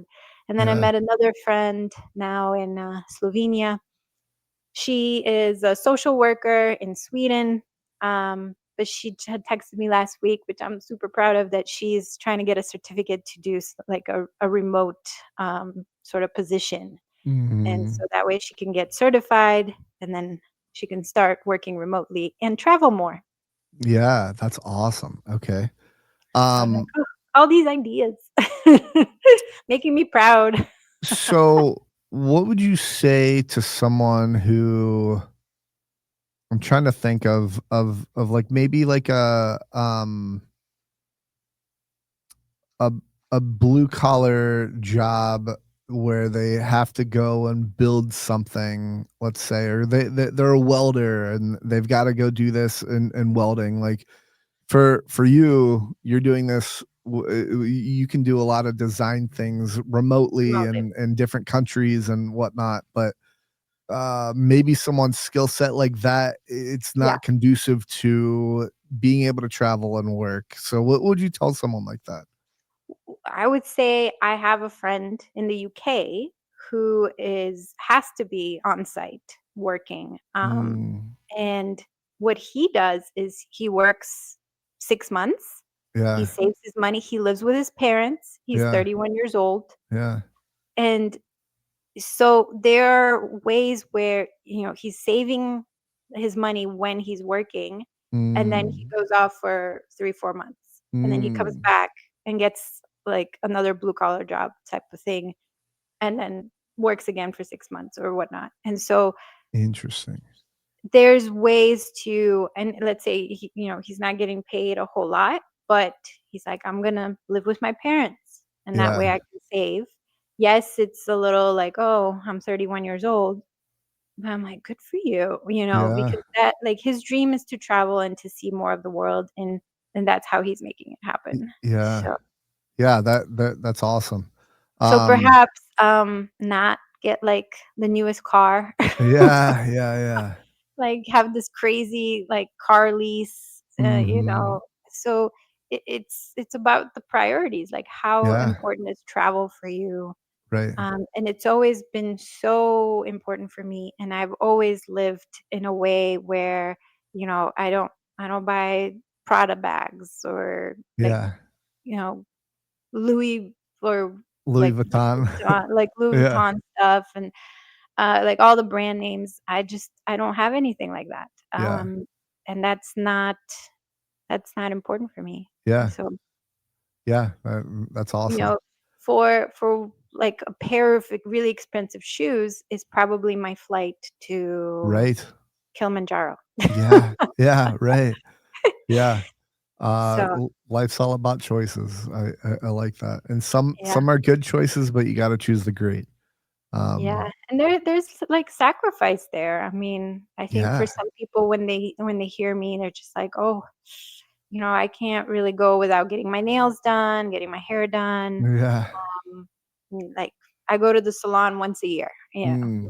and it's my mom's place. Yeah, yeah, Like, it's not a famous salon, yeah, so it just, like, and to me, hair is hair, it's important, but yeah, yeah, like, as long as I don't look super homeless, um, yeah.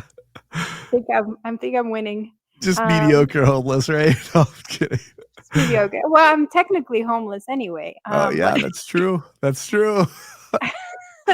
Touche. so, yeah, maybe Um, not look the part too, but yeah, yeah, so that's what I would say. If you wanna prioritize travel, then there's ways to save money for it. There's ways to work it within your, um, the way you're doing jobs. yeah, Communicate that desire. yeah, Like, some people may judge you, um and giving, like, just like, with Kilimanjaro, me saying, "I'm gonna get up there," yeah, and, my boss saying, "You don't even go to the gym." yeah, So some people they're gonna have that reaction, and if you say, "You know what? I wanna go to Cambodia," and you're a welder, um, and maybe your coworkers are just like, what are you even talking about? yeah, Like, why Cambodia?" But then if that's a dream that you've had. And so, yeah, and there's yeah. so many different ways to do it budget friendly too. So I talk Mm, about homestays, like, you don't need to do hotels. Um, I was in homestays in Bali, which are you have your own, room and bathroom, but yeah. it's like a family run, just only like 3 or 4 rooms, Oh. and the family lives on the premises. Oh, cool. And usually breakfast is included, so they, like, make Oh, you these local like, cuisine. So like, my first homestay, it was in Bali, and it's in Ubud, which is the famous city from the Eat, Pray, Love movie with Julia okay, Roberts. okay. Yeah. So, like, it's the rice terraces just like you see in the movie, and I was like, "Oh, okay, cool. I'm here for 5 days. This is, like, the longest, I'm gonna stay in one of the cities." And Yeah. every morning at 3:45 in the morning, there was a rooster outside. Oh, no. I was just like, "Cuckoo." I'm like, "Oh my god." It's not even sunrise yet. It's Go to bed. no, it's not even 4 AM. What are you doing, rooster? What is going Yeah. on? But it was still, like, a lovely room. It's like, I would definitely recommend homestays. You kind of getting a taste of the local culture, like, the Yeah. kids are running around because it's their backyard. Yeah. And so you have these, like, nice renovated 3 rooms. The woman next to me was also a solo traveler. She was from China. Uh, And so, like, you have your privacy, so it's not a hostel, like, you're not, mm, like, super slumming it. right, You're sharing it with so many people. right. You But it's not a hotel where you're just, like, paying an arm and a leg for. Yeah. So they're just, like, Neat. ways to do this on Yeah. a budget. Okay, so let's get into a little bit more of your solo travel. Um, what's one misconception about traveling alone, that you'd love to set straight? And, maybe talking about travel as a woman as well and all that. Oh, I like, saw somebody else ask that question, so yeah, like, for safety purposes, the first misconception I would say is that you're gonna feel, alone and mm, lonely. You're gonna feel lonelier than you did. If you're like me and you started off lonely, and you're gonna find that I haven't been alone yeah, very much. It was super because now I'm also very comfortable with starting conversations, and sort of, I think there's an energy now that I'm like a seasoned traveler, yeah, and so I think people can feel that too. As soon as I walk into a room, I walk, just the trip with Croatia that I initially lost my bag, but I just joined walking tours. and Mm. I immediately, like, befriended somebody on the walking tour with me. So I am less alone traveling alone than when I was in San Diego by myself just working. I mean, Wow. it's crazy. So Yeah. I would say that's a huge misconception. When you're traveling, you're always surrounded either by other travelers, or you're gonna meet people in hostels or these walking tours, or if you sign up for wine tastings, or if you're interested in museums, or there's some sort of event that day, and then naturally you're just there's an energy because you're in a new place, and you're just sort of like, I really want to make the best of this. Yeah. Yeah. And because you are so present, it opens up. The just Yeah. the energy there, the people like you accidentally meet, but are you really accidentally meeting them, or are you just like really making the most of your time Right. during Yeah. this trip? Yeah. Cool. So a big misconception that you're just gonna be sitting in a coffee shop with a book, Yeah. unless you want to. I mean, Yeah. Yeah. yes, by all means, go to a coffee shop and sit by yourself, like we were saying, an introvert. But unless you want to do that, like it's just there's so many ways that you can meet people while Yeah. traveling. Do And you from a go safety ahead. perspective, for women's safety,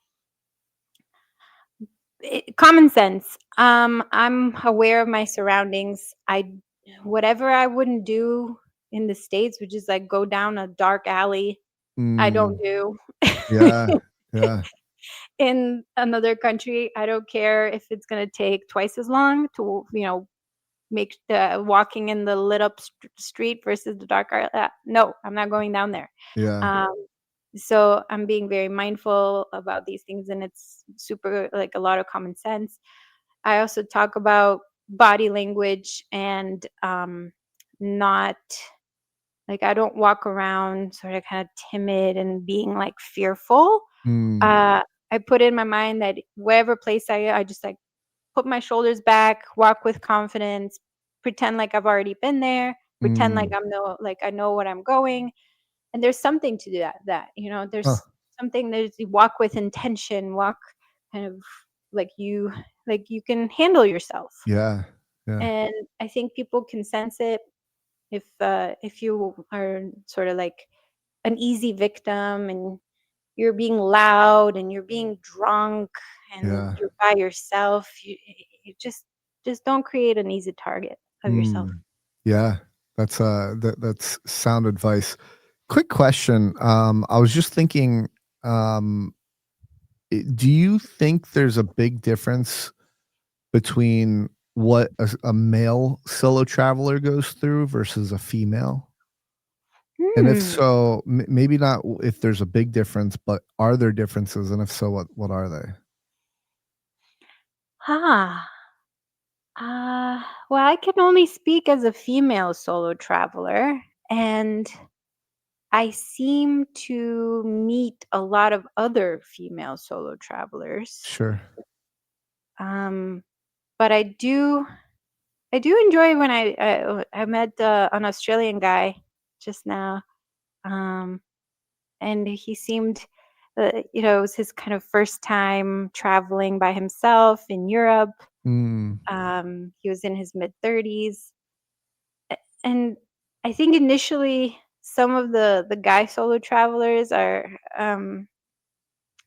like uneasy about it. Is Mm. what I'm sensing. They're just a little Okay. bit uneasy about it.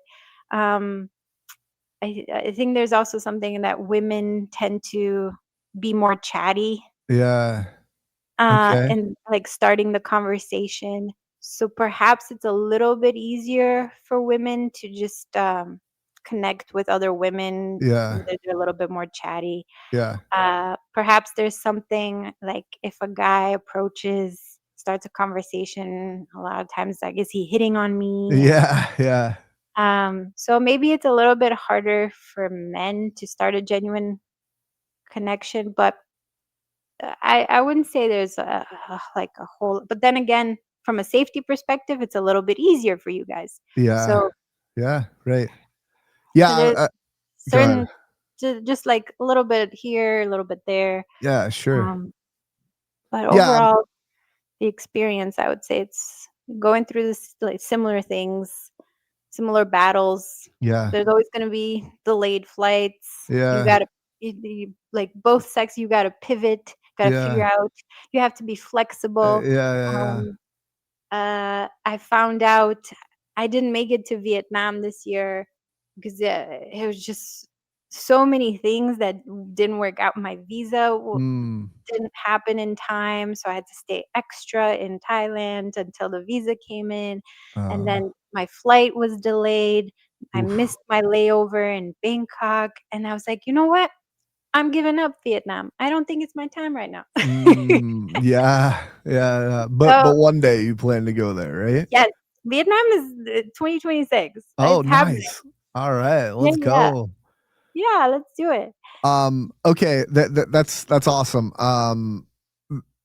That was just interesting to me because I know from like just a dating and relationship perspective is like generally speaking the guy goes to talk to the girl in most of societies, I would say. Sometimes it's the other way around, right? Or you meet them mutually or something like that, but generally speaking at like when you're out in public or something like that, you always hear I'd say in a lot of in more cases than not, the guy going to approach the girl, and so that was just one dynamic that I was thinking that might be different is that when you're solo traveling. So I don't know. I start conversations with everybody. You do. It's That's awesome. yeah, it's not, there was I think sometimes, it's it happens, but sometimes the guy thinks that I'm hitting on him, Yeah. which is, Yeah. like, flattering for him, so it's like Yeah. I'm like, "Okay, Yeah. if you wanna keep thinking that, that's Right. Right. not gonna change your mind, but we're just having, like, a nice walk." Yeah. Yeah. Um Um, but yeah. So, which country, and this might be one that you might have to do a list of top 3 again, but which country would you say challenged you the most, and which one felt like home right away? Okay, so I talk about this a little bit in some other podcasts. It's Cyprus, Okay. and I kinda struggle with islands to begin with. So Cyprus, what happened Did when I this went. challenge you, or did you feel at home? Oh, it challenged me, yeah, Okay. sorry. It challenged me, Cyprus challenged me a lot. It was early on, it was the I think the 4th month that I was traveling, so I hadn't kind of felt the groove yet, Yeah. and I didn't do my research. So, Uh, when you start traveling, there's some research involved yeah. that for the specific country that you're going to. How do I know? I learned this the hard way, and Yeah. that's why if people wanna come ask me, I'm a fountain of knowledge about how to not do the same mistakes that I did. Right, right. Just avoid. So I went to Cyprus 2 days after their Easter, and their Easter on the Greek side, and their Easter is the biggest holiday, Yeah. and nobody's working still. Like, It even if it's 2 days later, it was so hard to get a taxi. I got to the Airbnb, the Wi-Fi wasn't working, and I had a work call, and I was just like, "Oh my god, I cannot, like, when can I have a technician to come?" This woman's like, "Oh, till not till Wednesday," and this was Monday. I'm like, Oh. "Mm, mm." So it's like this sense of in like, it was everything was painful. It was just like trying to get a taxi, trying to get to my Airbnb, like the Airbnb, the Wi-Fi wasn't working. Then there like I had to switch, and then it was in the middle of the night and trying to get a taxi again, and the next Mm. Airbnb had these ginormous ants, like Mm. Jurassic Park ants. Mm. I've never seen anything like it. It's in Cyprus. Definitely, I'm sorry, Cypriot people, but you know it's true. And they were just they were like everywhere. They were on. It was like an Airbnb studio apartment on the bed on the couch. I was like, this is a nightmare. I need a third Wow. Airbnb. And so the whole time I just kept hearing the same excuse, and I think it has to do with like island living, like, oh, this has never happened before. And yeah, this like I'm like, okay. Oh. And then they're just basically telling me to calm down, and I'm like, I am a very calm person, but this is really becoming insane. Like Yeah. nothing is working.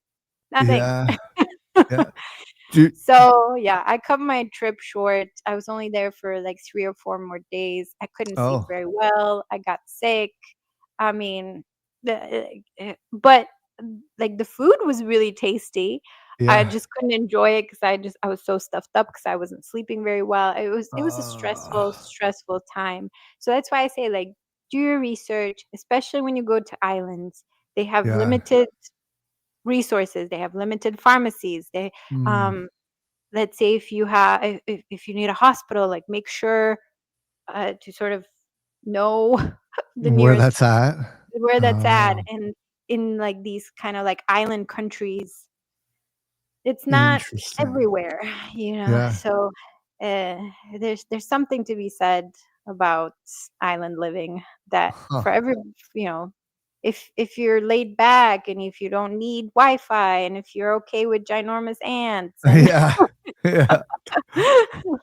like, you're just part of the process, then it'll be a good time. I did a podcast actually with a woman from Cyprus, and she's just like, Oh.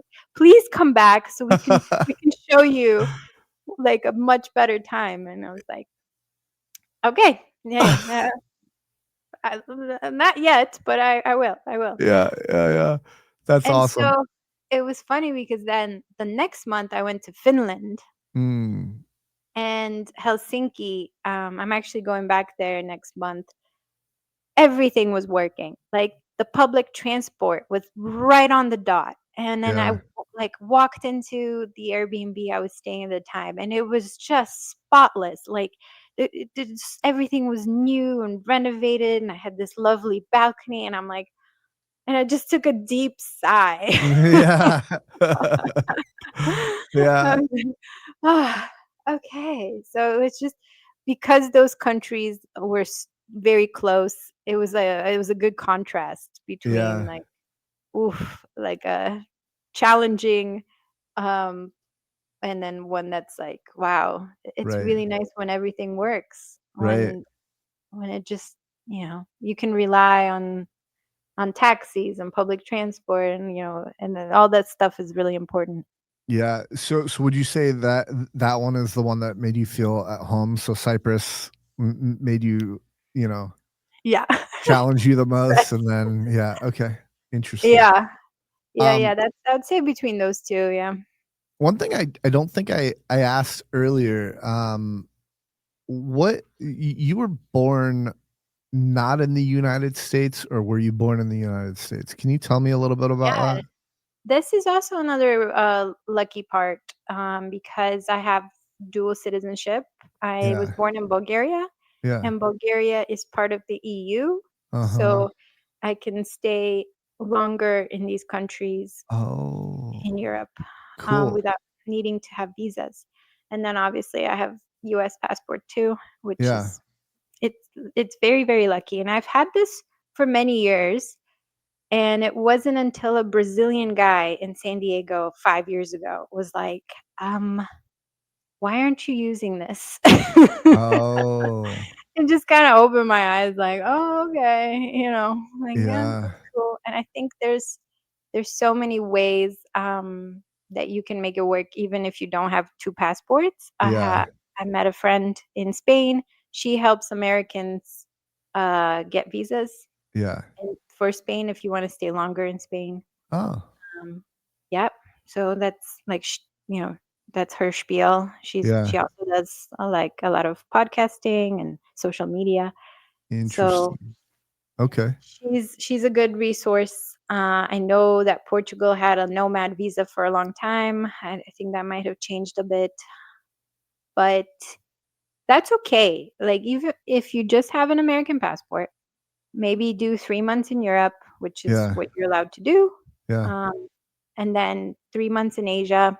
Uh, That's that's totally doable, and that's enough, I think. Yeah. So how long did you live in Bulgaria before you moved to the United States? Oh, I was 10 Oh, years old. okay. Okay. Yeah, Yeah. I don't I hope you don't take offense to this, but you do have a slight accent. Yeah. And so I was like, okay, I knew you were a kid when you were in the United States, but I was like, huh, Yeah. okay, so you must have been in Bulgaria long enough to I guess pick up that accent or something like that. Funny enough, though, I think I kept it subconsciously as Oh, like a like, kinda like Sofia Vergara. who you are. Yeah, yeah, yeah. Like, S I think she plays up her Spanish Colombian accent. Oh, yeah. Uh, I don't Especially know. in that one show, whatever the one. Modern Family. Yeah, yeah, yeah, that's Yeah. it. Yeah, Yeah, yeah, I think she definitely plays up, and, for some reason, I tried to get rid of mine, you but did. Okay. I did. I watched a lot of Saved by the Bell in middle school. Yes. I tried to get rid of it and sound like Zach Yeah. Morris. Yeah. When I was younger, people always thought that I looked like Screech from Saved by the Bell. I don't know if that's What? a compliment or not, but, yeah. I Uh, think the only thing you guys have in common are the like, maybe the glasses? I in the curly hair and, like, Yeah, w w but he d had, like, darker curly hair maybe. I don't yeah, know. he did. I think that's true, but, yeah, and I was also, like, really, really skinny, because I played sports and all that, so, that maybe contributed to it a little bit as well, but anyway, Oh, but yeah, to add to the accent, I think my accent is, like, my being away and traveling, I speak slower okay. to like, when I go to a different country, I speak English super slow, Oh. and it's so and then I find myself like, "Why am I enunciating so much?" I Yeah, mean, and when I speak with Americans, I'm like, "Oh my goodness, why am I speaking to you this way? Like, you understand English." So I'm kind of, like, reframing my brain somehow. It's interesting. becoming more prominent, this accent. Yeah, Maybe um, next time when we speak, like, a year from now, it's gonna be even heavier. I'll sound like Sofia Vergara, and I'll be yeah, like, yeah, "Now I'm super Eastern European." yeah, yeah, right. Okay, so let's talk about some travel hacks you swear by that most people don't know. Okay. Yes. So eSIM cards. Mm, So a lot of people just like when they go to a new country and then just buy the physical SIM. yeah. You don't have to go through that hassle. You go eSIMs all the way. Ah, Um, you can get it in advance, so you don't have to stress at the airport, and you don't have to collect a physical SIM card. And yeah. so what I use is Maya Mobile, and before I get to the country a couple days, I designate the date that I'm gonna be there, how many gigabytes I need of data, and Mhm. then you just kinda activate it on your phone. You Mm, don't actually need a physical SIM card. cool. So SIM cards are kind of easy to, um yeah, that's a big hack. I also had one more, that was a good one. Let me see. Do, do, do. Mm. Mm, definitely. Okay. Yeah, I have some of these written down. Walking tours. So Okay. they're free walking tours, and they started off in Europe, but I did one in Singapore and I did one in Bangkok. So what you sign up is they're 2 hours, and then you gather up, and they're in English mostly, and there's some in Spanish too. Mm, And that's the first thing I do. I get to a place, and if, I get there in the morning, I sign up for a free walking tour. They're usually around 11 a.m., and there's, like, 20 of us. What happens is you learn about the city immediately. The okay. guide the guide tells you recommendations for restaurants, locals, gives you the culture. I did one for Krakow, ended up learning, like, where to get the best vodka samples, and then, Mm, then I did one in Lisbon, Portugal, and, they actually, like, they incorporated samples of the little, uh, their liqueur. It was super cute, and then you meet fellow travelers too. So what I did is just now in Ljubljana, Slovenia. Uh-huh. I did a walking tour, like basically within the first 2 hours of arriving to the city. I made a friend, my British friend that I was telling you. What he does Okay. is work 6 months, Yeah. live with his parents. I met him at the walking tour. We ended up getting like bratwurst together, like the Oh, cool. sausages.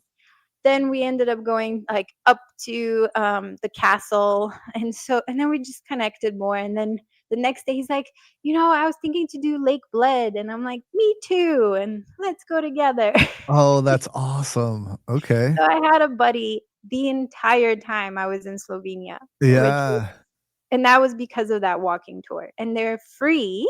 Interesting. But you do have to tip like $10, or if you're a baller, $20.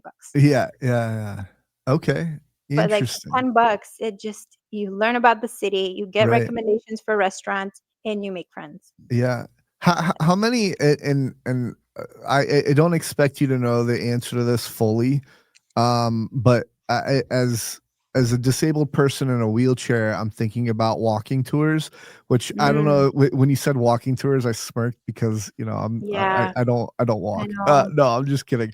But that was just a stupid joke. But like, how many of like the walking tours would you say somebody in a wheelchair could navigate, even if there's a curb or something like that? Because I can do curbs. I definitely like the Ljubljana one for sure. Yeah. Um, the only thing is like the cobble streets, Yeah, because a lot that's of, okay, yeah. For okay, I yeah, I could do cobble streets at least. and They're a you know, pain.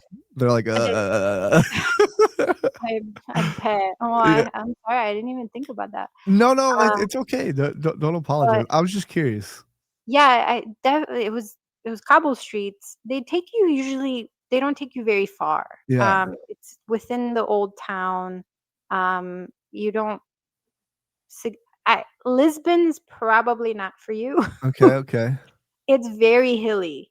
Like, Lisbon is super, super hilly of a city.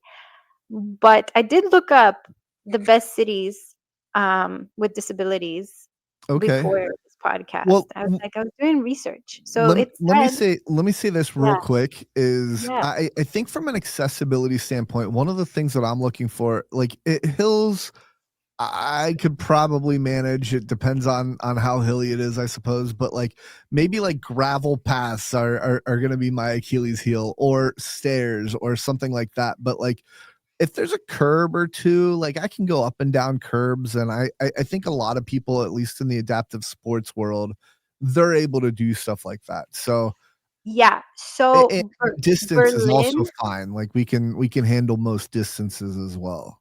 okay, Berlin, one of my favorite cities. Okay. Berlin it's on the list of being like disability friendly. Okay. According to Google, it has excellent wheelchair accessibility. But what I can also say is like the walking tour, especially around Museum Island, like there's just Yeah. so much to see in Okay. Berlin, and it's such a cool city. And there's so many people that speak English. You could hear Americans everywhere in Berlin, and I really, really like it. Why I've always said, I've been to Berlin a couple of times now. To me, because I grew up in Detroit, I lived in New York City, and I think Mhm. Berlin is like the European combination of those two, Yeah. where it's like gritty, like Detroit, and you have your like music raves and warehouses and Right. like the music scene. And then you have your museum and culture. It's like New York, and it's still like it's very big, Yeah. capital city sort of vibes. So I'd say it's like New York and Detroit had a baby in Europe. That would R be Berlin. right. Okay. Cool. But And so also a wheelchair accessibility friendly, like pretty yeah. flat. Yeah. You can explore a lot around Berlin for sure. And you were gonna list out a few countries Yeah, or cities or something like that? yeah, so the other one that they have is Amsterdam, which is Oh, super walkable and okay. according to this, and rollable, Okay, um, cool. with good accessibility for historic golden age attractions. Interesting. Okay. Amsterdam is so cool too. I I've went never been. Oh, highly recommend. I went during December and did some of the Christmas markets there. Super fun. Uh-huh. Which Okay. I was like, oh, I thought like Germany was, the queen of Christmas markets, but Amsterdam, Netherlands. Oh, I enjoyed it. interesting. Okay. And like the museums were really cool. Again, I think it has a good infrastructure of like I noticed that there's elevators from like the subway. Yeah. Um, because if I had to think about good accessibilities, if certain stops on metro stops Yeah. they have elevators, that's kind of what I pay attention to, and Yeah. like Germany's pretty good about that. Uh-huh. Having, like, elevators and metro stops and in the train stations too. I was just on a train in Germany. Yeah. Um, I noticed that in Amsterdam too, so that's one Yeah. city. And then the other one they say is Dublin, Ireland. Oh, okay. I've never been Hmm. there either. Interesting. Dublin is small. It's Yeah. smaller than Berlin and Amsterdam, Yeah. for sure, but Yeah. it's fun. I don't know, do you like Guinness? I do. I'm okay with Guinness. Like I'll drink it, but it's not my favorite, let's say. It feels a bit heavy Yes. but this was before I got diagnosed with celiac though, so Uh, now I can't have any beer we whatsoever. I want to get into that, but I kind of jumped the gun on the disability section. I want to ask you a few more questions about like your connection and your solo travel and whatnot. And the the next question is you often talk about loneliness and connection. How do you Mhm. balance those two realities on the road? And we kind of touched on that, but I want you to expand on that a little bit. Yeah, we definitely did. So loneliness feels different now that I've embraced solitude. Yeah, And I take I I think of it as more empowering, being present and saying that this is an opportunity to have with myself. yeah, Um, and so I don't just focus on myself during the whole time though, because right. I'm very much part of being present is putting that phone down and taking a look around and looking up and then honestly just like right next to you, whoever's having lunch or breakfast.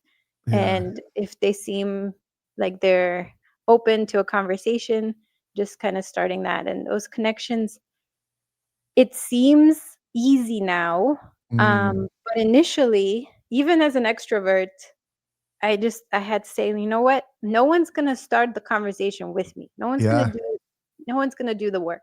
yeah, So if I want a connection and which yeah, I was yearning for, and it was kind of still in the process of figuring out how to embrace the time alone. But then I'm like, but this person seems interesting, and then the curiosity comes up, yeah, and then I sort of started these conversations, and now it just seems supernatural after 2.5 years, yeah, and people, 95% of the time are just so lovely. I mean, mm, they keep surprising me every time, and just knowing the questions to ask a little bit less about this is what I would tell people is I know that I'm talking all about myself on these podcasts, but when I meet new people, I'm more curious about them. I So I love ask that. them questions. Yeah, So when you meet somebody, I know you want to share that you just had this long flight and like you had to do 3 layovers or whatever just to get to this destination. Like I know you want to share that, but actually like take a listen about their journey. yeah, It might be even crazier. yeah, yeah, right. And you might all of the sudden understand how privileged you are because Mm, maybe their journey was 16 hours on a train or something. mm, yeah, yeah, And then you're just like, "Oh, well, I had a gluten-free meal yeah, on my flight, so yeah, yeah, yeah, I'm not hungry whatsoever." right.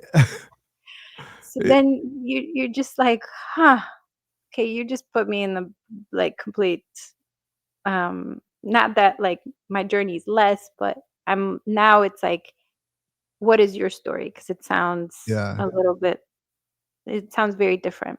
So that's what I would tell people, just ask more questions, be Yeah. curious, and then people really open up. Yeah. Yeah, that's awesome. I think that's a great way of just going about general life is get to know the person you're talking to or whatever else. So, quick side question. Um, from a connection standpoint and a loneliness standpoint, one of the Mhm. things that I really value is my close friends. As an extrovert, I suppose you could say I have a lot of acquaintances, but I only have probably 2 or 3 really close friends that, like, are like my ride or dies, if you will. And I imagine as a solo traveler, that's not as possible. Now, let me flip it real quick because this is something else I was thinking is when you did Mount Kilimanjaro, like you have experiences with people that and you experiences the highs and lows and you experience them in such a short amount of time that like you just automatically because you're doing something so hard you automatically just grow this super strong bond with this person. And I think everybody in life has gone through something like that where it's like, man, those people, like, I guess balancing those two is kind of an interesting dynamic for me. So can you talk about that? Yeah. And that you I think what you nailed it when you said it's a different experience and a different part of you. Yeah. So I cherish I continue to have really strong relationships with people I've been friends with before I started solo traveling. Yeah. Um, I've constantly said, "You are welcome wherever I am." Yeah. So like a friend of mine from Detroit, she came. I was in Ireland last year. She came to Ireland. Another friend from Detroit again. She came to Malaga when I was in Malaga, and so uh, with all of the different people that they have met me in different points in time, I say the same thing. Like whether we've had a Kilimanjaro experience or we've known each other for 10 years prior to me solo traveling, if Yeah. you put the effort into our friendship, I will also put the effort. Uh, I will not put the effort if you are just sort of surface level, reaching out to me once a year. Oh yeah. my God, how things been? Mm-mm, Yeah. Uh, mm-mm. Interesting. If you want to put the effort, and if you understand that I'm like in a different country, different time zone, I Yeah. will make it work. Yeah. And my friends know that. And it's Yeah. if they need me, I will make it work. But you have to do the effort. Yeah. Yeah. This is not a one-way street. Yeah. And so when I meet new people, um, I said the same thing. It's like I can only meet you with however much your effort you're willing to give. Yeah. Yeah. And I would imagine it's a little bit harder to maintain those relationships from afar and not very many people make the cut, if you will, right?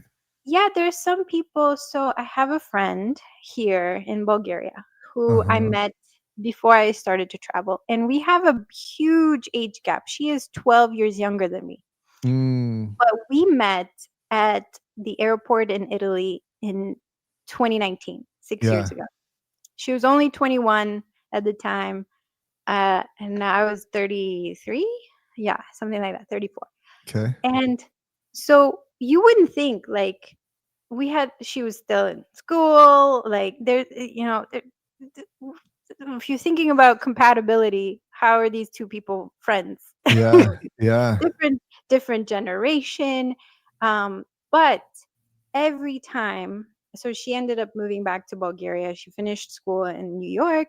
I moved to San Diego. She moved back to Bulgaria, and Mm. we were in very different places. Like San Diego's 10-hour difference time zone. We don't need to communicate every month, Yeah. but every time I came back to Bulgaria, I reached out to her. I Cool. said, "Do you have like an evening where we can catch up, just Yeah. coffee, like just so we can see each other face to face?" Yeah. Every single time she made time for me. Mm.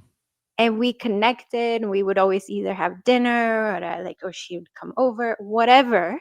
Yeah. And so that kept going for 6 years, and now that I'm in Bulgaria a bit more often, we see Mhm. each other more often, but so her boyfriend doesn't understand it.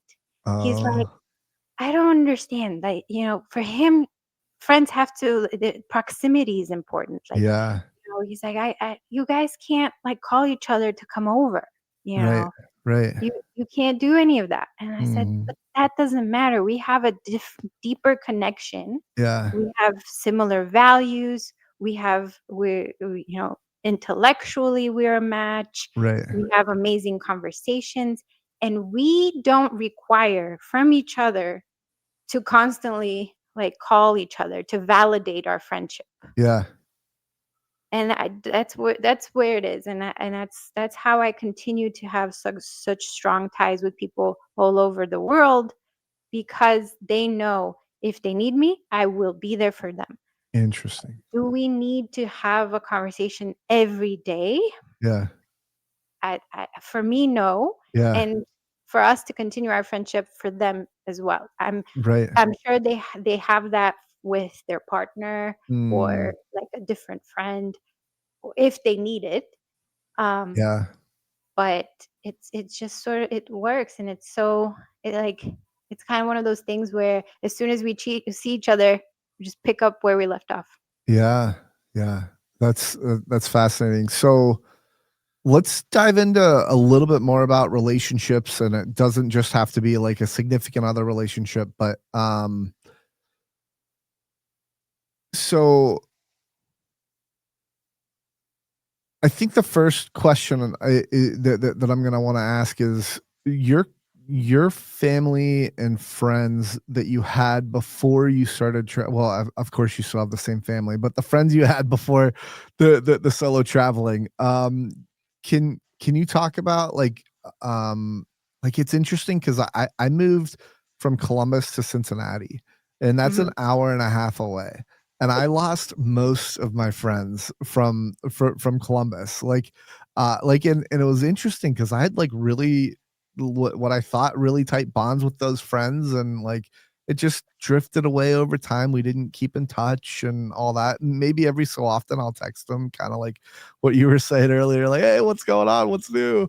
Yeah. Uh, but yeah, I mean that's got to be like leaving an area and then traveling the way you are, like Mhm. have you kept in touch with those friends, or like you have? Yeah. Okay. Yeah, I I have practice, Yeah. Yeah. because a lot of my family lived when we were in Detroit, they were in Bulgaria, or when I moved from Detroit to New York, then I would do Yeah. all of my Detroit friends. Yeah. And so over the years, I've lost a few, Yeah. but the ones that I have the strongest bonds with are just it's I'm so grateful. I Yeah. mean, they are, despite we see each other maybe once a year, but through FaceTime, and like I said, like I make it to them to check in, like if I'm sensing like, oh, we haven't talked in a while, what's going on? And so Mhm. send the message. I was like, Mm. hey, I'm in whatever country I'm in. Yeah. Yeah. Let's FaceTime. And I know that there was on Instagram, there was a Simon Sitek Simon or Sinek or something like Sitek. that? Yeah. Yeah, yeah, yeah. What he's saying that you just need 8 minutes with friends, Oh, interesting. 8 minutes, how often? like 8-minute phone calls. I'm not sure about Okay. like how often, but it just Sure. kind of depends on your dynamic. Mm. And like I don't know. I think um I feel I'm gonna talk to some of my friends tomorrow. I'm sure they're gonna like call me for my birthday. Yeah.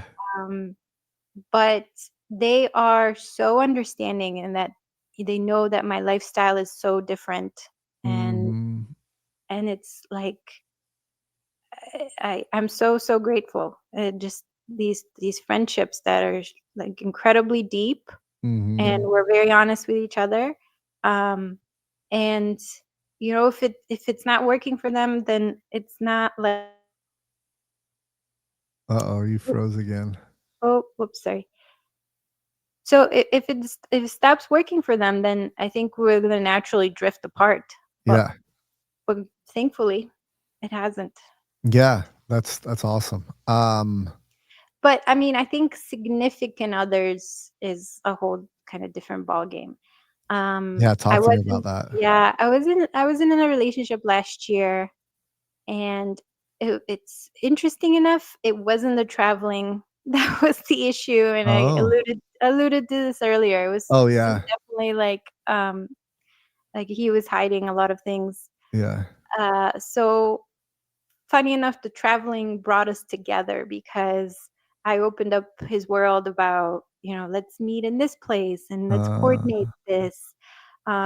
So we met in Spain, and then we met up again in Austria, and then like a couple weeks later. So he also had a remote job. He couldn't do it entirely from different countries. So I would go for 2 weeks and he would come for like 3 or 4 days. yeah. We, you know, we alternate, like, there wasn't like 2 or 3 weeks was the longest we were apart, Okay. and so there was adjustments on my end. I stayed a bit longer.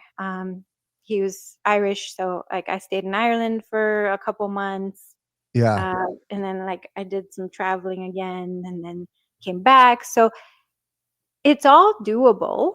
Yeah. They're just you there the compatibility there of both of us, the love of travel, and that's one of the values. Mm. And funny enough, it wasn't the issue that broke us up. And so Mm. when I get questions about, okay, like I'm in a relationship and I want to solo travel, how do I approach that with my girlfriend or Yeah. boyfriend?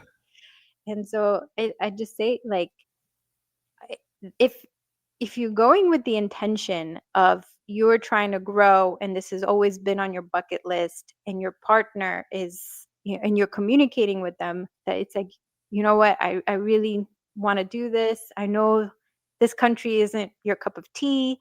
You don't really care for it. Um, I'm just gonna go for like a week. And I Yeah. think that like open conversation, communication, there should be an understanding there. Cool. Um, I hope for people, but if you're So going to travel solo so you find a different partner, yeah. that's a whole different story. Right, right, right, right. Well, that's interesting that you say that is, like, man, like, if I had a significant other tell me that they wanted to go to a country on their own Mhm. for a week, I I don't know that I'd be able to handle that all that well. How Um, come? well, I'd want, like, I think with a partner, I'd wanna experience that together, and, Mhm, like, I'd wanna do it with them and, like, uh there's also, like, almost I don't know, like, and by the way, I'm not dating anybody right now, so I'm not talking about a significant other that I currently have or anything like that, but mhm. I would almost, like, I I think there might be a little bit of, like, skepticism or, like, distrust because that's such a like, how I haven't other than you, I've never talked to a solo traveler. Really? Well, maybe my cousin, I don't know if she'd call herself a solo traveler or not, but anyway, um, I would just be a little bit weirded out that they'd wanna do it on their own without me, and then want to I'd probably get super analytical about their intent. Like, okay, what's the true reason that you want to go without me and stuff like that? I don't know. I'm not in the situation, but like, I'm just No, trying I'm to like think about those thoughts of like how I would feel if that ever happened. But like, are they escaping you? yeah, right, right, right, Like, and why would they wanna make memories by themselves? right, and I do see value in, like, being like, I think it's extremely valuable in a relationship to have your alone time and be Mm, apart and stuff like that, but, like, I don't know, like, it'd be even one thing if I was dating a girl for 3 months and she's like, "Yeah, I'm going a week with my family on a cruise." It's like, "Yeah, yeah, that's not the right place for me yet," like, to go on a cruise with your family 3 months in, but like, solo, I mm, don't know, like, that's an interesting thought experiment for me. I'll have to think more about that, and then when you come back a year or 2 from now, I might have yeah. that hashed out a little bit more, but these are just my unfiltered thoughts of like, "Oh, that's Yeah. interesting." No, that's totally fair because when you're getting together with someone, you wanna make these amazing, incredible memories, Yeah, of going to these different countries. So I'm more talking about, like, let's say you've been married for 25 years, yeah, and, I had actually when I was on a podcast and the host was saying how much he wanted to go to Israel, not right now, yeah, but, when hopefully things calm down, and like it's always been his dream, and his wife just yeah, like she has no desire, and he said I inspired him. And so he, having like after being married for 25, 30 years, I think there's a level of trust that you've yeah, built that's fair, of that course, if yeah, you want to go somewhere you should. So there's a portion of like, oh, there I could spend some time alone. We spent so much time together, but from a communication point for new couples, I'm very open to saying like, this is my life now. This is the yeah, lifestyle. I have grown as a person so much. I think it's important that the intention is not there that I want to do something without you. mm, I don't like I it's not that I wanna replace you with someone more fun, yeah, or I'm looking for like a better experience with another man. It mhm, this it's not coming from that perspective. It's coming from, this is another country that has always been on my bucket list. Um, yeah, you have a you have a big project to do right now. right, Um I could wait for you for next year, yeah, or we could go somewhere where we both wanna go to next year, and yeah, then I can just do this trip yeah. while you're working on your project. Yeah, that's And so fair. it's like it's important to communicate the intention of just like, "Hey, I'm doing I would really appreciate, I wanna crack open a book Yeah, in this hammock right, in Zanzibar," right, and, you know and yeah, I feel like a lot of men say, "Well, what if my wife gets approached and she gets hit on and I'm not there to protect her?" yeah. Well, I'm pretty sure she protected herself before she met you. Yeah, yeah, yeah, right, right. Pretty sure she could handle herself. But gosh, like, if something happened and they had that Mm, thought, like, how much regret would that person have? Like, I in the off chance that something did happen. I don't know, like, mm. that guilt, I can't imagine, but Again, I mean, I it's from a female solo traveler, I think, being, of course, cognizant about safety yeah, is incredibly important. mhm. Um, but there's just got to be a bit more trust too that, you Yeah, know, women, we can handle ourselves. And I know you guys want to protect us so much. yeah, And I think that's like that it's the best part about kind of having like the male protections. right, Um, but we definitely have power. yeah. Hey, so it sounds like, and correct me if I'm wrong, you wanna do this for the long term, the long haul. Is that, am I It hearing that sounds like I correctly? have. Yeah, well, yeah, for sure. But like, how long? Do you have an idea of how long you want to keep doing this, or is this something that you want to do until you like are like, all right, I'm exhausted now, or something like that?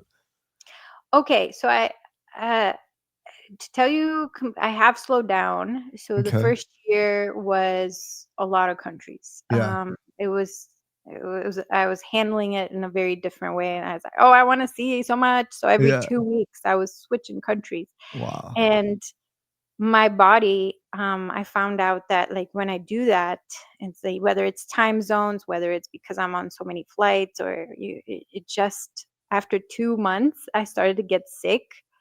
Um, Physically. So Oh. it was just sort of like, you just need to rest. And there were portions. I remember I went to France. I was in Bordeaux. And like one of the 2 weeks I was there, I just was in bed. Yeah. I think I had another cold or something.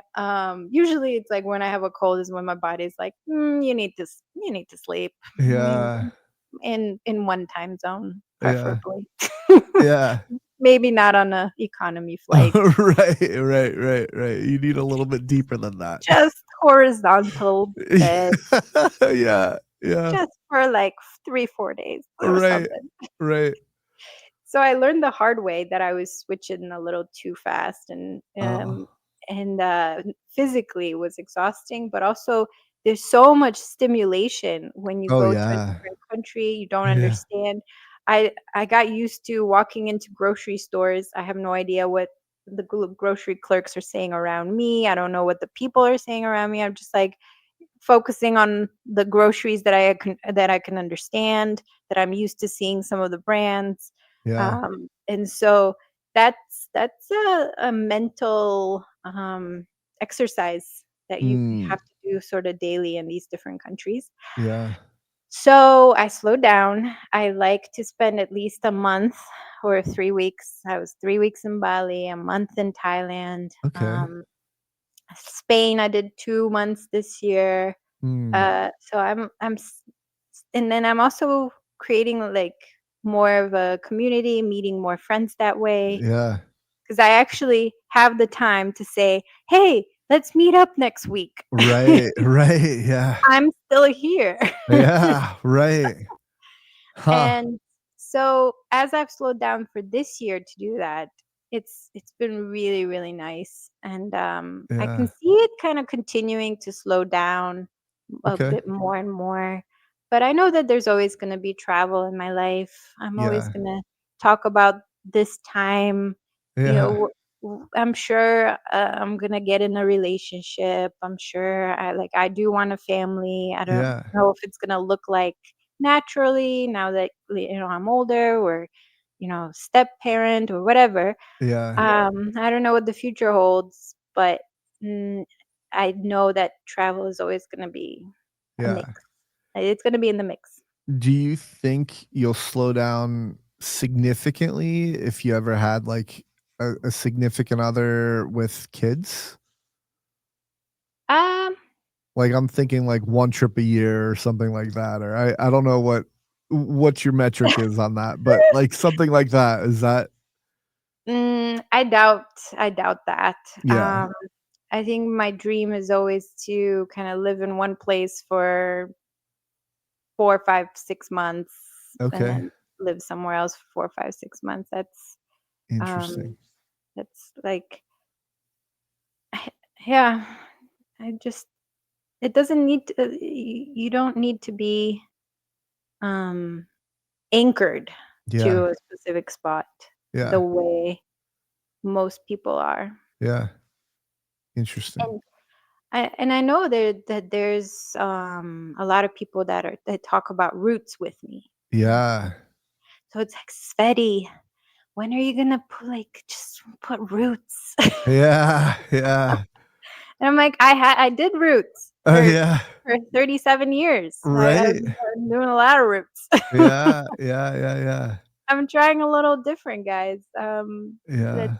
It's an experiment, and and I'm learning a lot as I go about myself and about the world and different Yeah. cultures, and how flexible and adaptive I can be, and Yeah. resilient, and just so many lessons from solo travel. Just in when kind of coming around to 360, when I said transformation in the Mhm. beginning of this podcast, and transformation, the true transformation, because not only did I come alive in the process, um, I grew so much. Yeah. Uh, you know, I reshaped loneliness into solitude, and Yeah. um, embracing experiences on my own, which as an extrovert, so difficult to do, Mhm. and and making these deep connections. I wouldn't have met these people otherwise. Yeah. There's no way. Yeah. Yeah. I mean, whether I'm meeting them on the beaches of Thailand, or they are my Airbnb host in Chiang Mai. I had an amazing conversation with her. Um, or my Finnish friend that I met in Porto, just in the middle of the square. Yeah. Uh, it just wild, these people, like, Yeah. and they're so special. Yeah. That's awesome. We've been talking about solo travel for a lot for a long time. I'm gonna move on to the next segment, but I wanted to extend to you to see if there's anything else from solo travel, connection, anything that you want to specifically bring up. No, I think 2 hours and 35 minutes covered it. Yeah. Uh, Ah, I honestly, I could probably ask a bunch more questions about the countries and the experience you've had in those countries and stuff like that. But like, and this is honestly one of the reasons why I love having these longer podcasts, is because you can really go in depth with things, and it's not a surface level, and like right. I don't know. So No, that's I'm interesting. impressed. I'm impressed with both of us. Well, I've been doing it, so thanks for being impressed with me. But at the same time, like I guess we'll get into the disability segment, and then and I'll ask you a few questions there. But did you? It seems like everybody in the beginning is like, holy moly, 2 to 3 hours. Like, like that's crazy. That's so long. Did it feel like that? What is your reaction No, after we've no. been going for an I'm hour and 2.5 hours? I no, I just looked at it and I was like, Yeah, "Wow, yeah, okay." yeah. I It think goes boom. Yeah, I think the last time I looked at it was like an hour and 45 in, and I was like, "Huh? What? This is Yeah, incredible." yeah, Yes, yeah, yeah. I'm very surprised. Yeah, yeah, and it's such a it's interesting. Everybody has the same reaction of like, I don't know how I can go 2 to 3 hours of talking, and this is actually my second podcast today. So like, I was actually this is my first time doing two back to back like this, and Okay. I'm like, I don't know that I'm gonna be able to make it. But they were both very different conversations, and it's like, again, I'm an extrovert, so I get energy off of this. So and Mhm. then now I'm going from this to going to coach wheelchair tennis, and so like it's been a pretty packed day, but everything that I want to do, it's awesome. So Amazing. yeah. Perfect. Okay, so let's get into the disability segment. I'm gonna Mm, skip by the rapid fire because that's not necessarily a critical thing.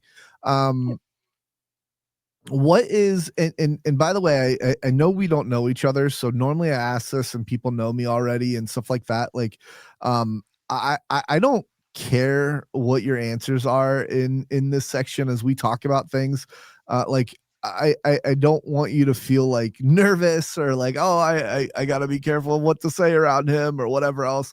I'm an open book when it comes to disability, and I don't think any conversation around this is necessarily awkward. It's something that like I absolutely love. So, and I'm not going to get offended. So the reason why I said that and preface it with this is I want to know what your personal experience with disability is, and like not like just like experiencing it outside of, like experiencing it with others along your trips and stuff like that. And if the answer is none or little, like that's okay. Is kind of why I preface it with that. So Definitely little. yeah, But technically, having celiac disease is considered a disability. I found out a couple years ago. yeah, Um, I wouldn't necessarily call it disability, definitely not. sure. But it is challenging. Yeah, yeah. It's challenging to be gluten-free in different parts of the world. Um, Maybe not so much in Asia because there's a lot of rice dishes, Mm, Thailand being very, like, celiac friendly. I yeah. ate I ate almost everything there, Mm, which was delicious. mhm. But then I went to Poland. I'm sorry, Poland. But, between the pierogies and the punchkis, the donuts and the breads and everything looked delicious, but it's like gluten, gluten, gluten Mm, just staring at me. yeah, And I was in Krakow, Poland. I haven't been to the capital, Warsaw. yeah. Maybe it's a little bit better, but I just found only one place that had Oh, gluten-free, pierogies, and it was open only on Mondays, Wednesdays, and Fridays between oh, 10 and 2. oh, I was like, wow. "So what do I do the rest of the time? I just eat sauerkraut?" Like, oh, Yeah, oh my gosh. Okay. yeah. Wow. Grocery stores, maybe I found, like, one really weird looking gluten-free bread option, but Yeah, yeah, Poland was rough. yeah, Other countries in Europe, pretty good. Spain has a lot of gluten-free it has, like, a whole wall of gluten-free in their grocery section, so yeah. I found out later that one of, like, the biggest grocery stores in, Spain, Mercadona, the owner's daughter has celiac disease, so Oh, that's why he has so many options for gluten-free, is because his oh, daughter. I was like, interesting. "Huh." So I think it's whenever, like, a big, billionaire has personal experience with some sort of challenging, like a Yeah, disease or disability, then they kinda make accommodations, right.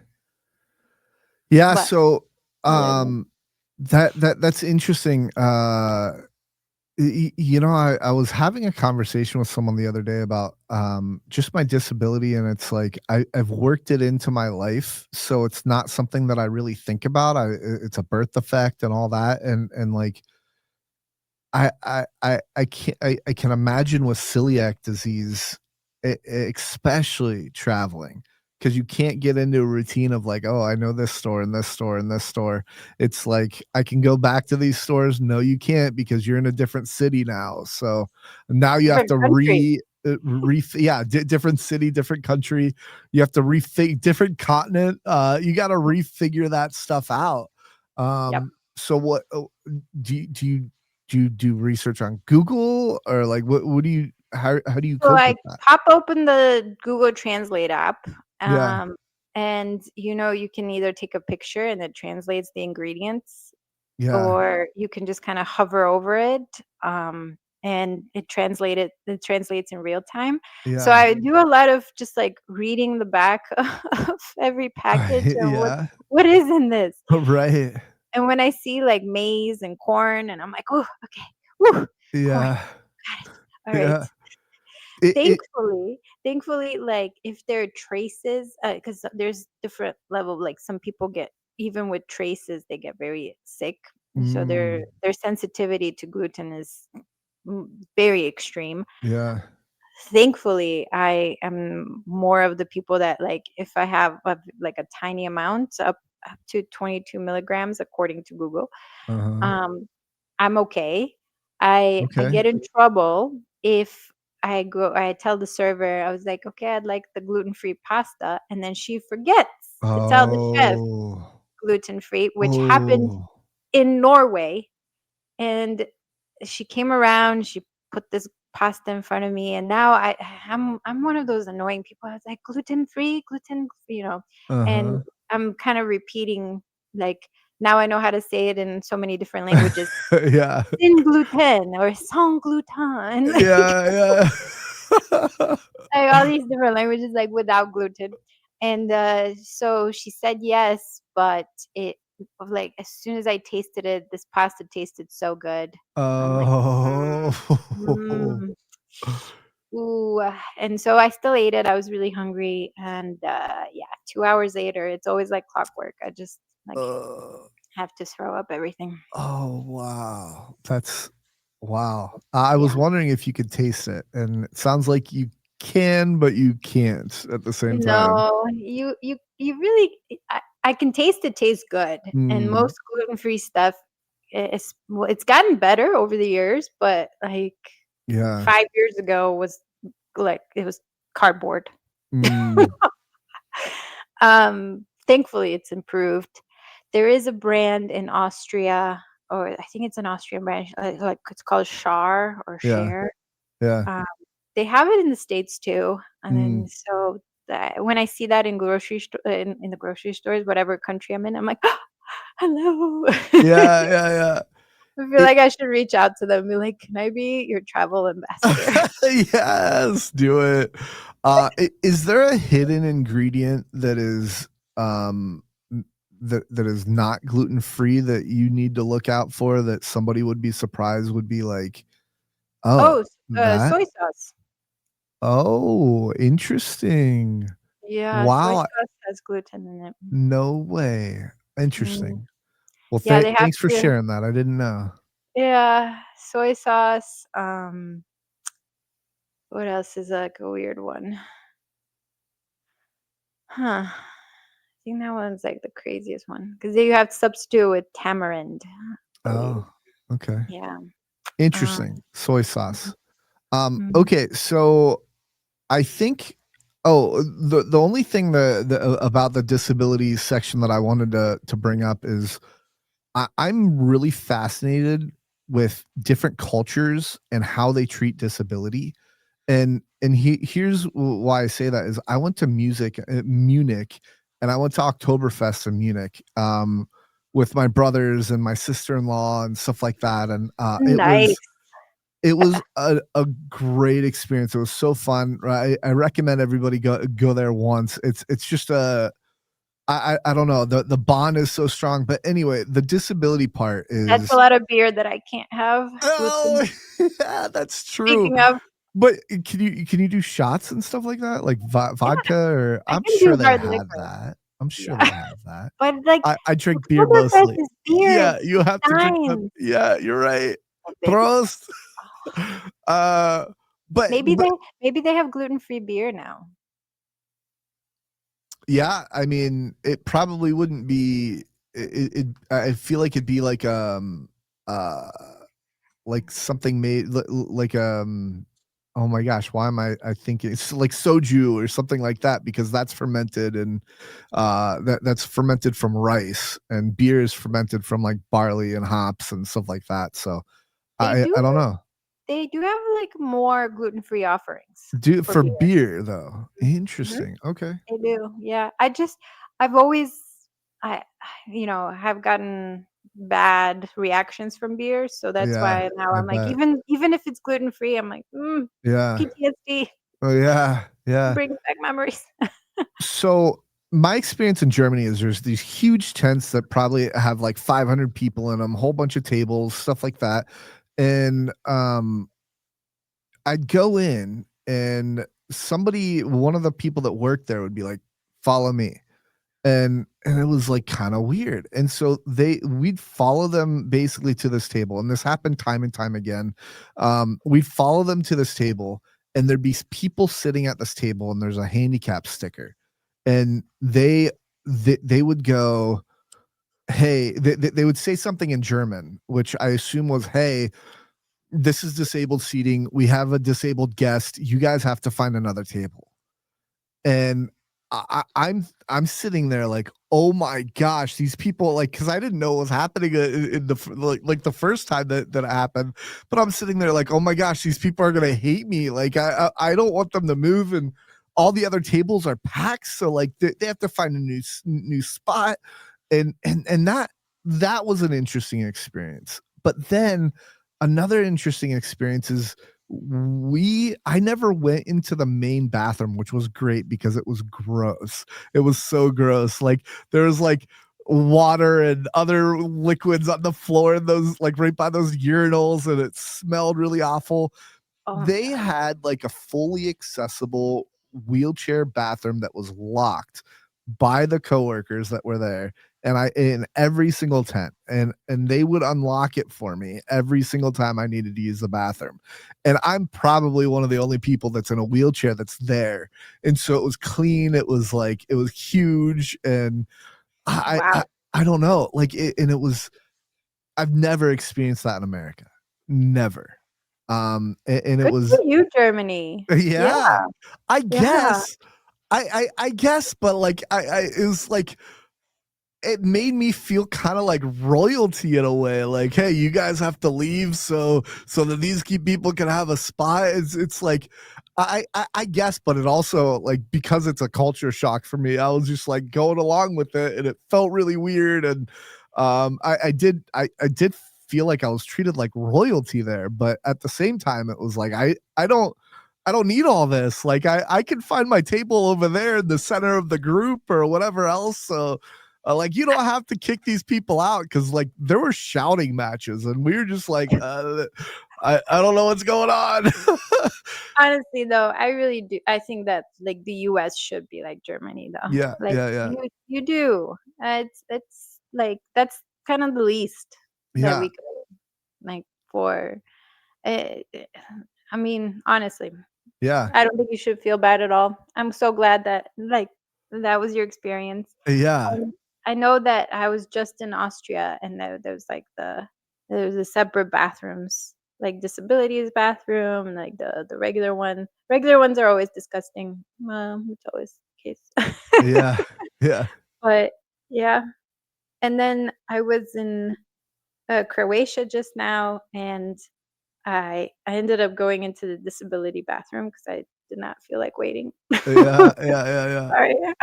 I'm sure there's gonna be people like, "Oh my god, you." If the Um, stalls are full, my philosophy is like, no, listen, like you were there first, it's all you. Like that's kind of my thought. But anyway, I mean, I tried to be really quick in case there was somebody with a disability that yeah, was waiting, but no, there wasn't. yeah, But I did get some looks when I came out. yeah, yeah, yeah, yeah.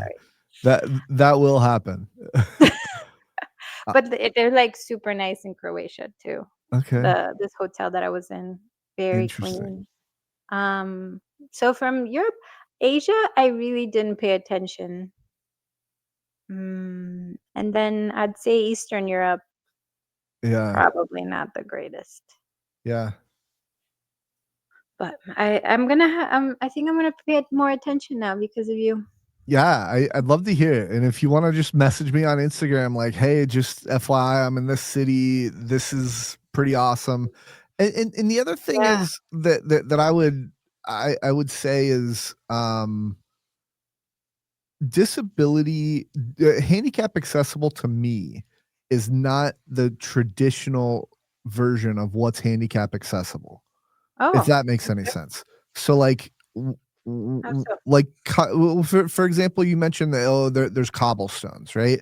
Like Mhm. that to me is an accessible thing that I can navigate. Maybe somebody else listening, they wouldn't want to do cobblestones, and that's fine. But for me, like if there's not a ramp up a curb, that's okay. Like it's an inconvenience for me, right? But I can still navigate it if I wanted to go in that place, right?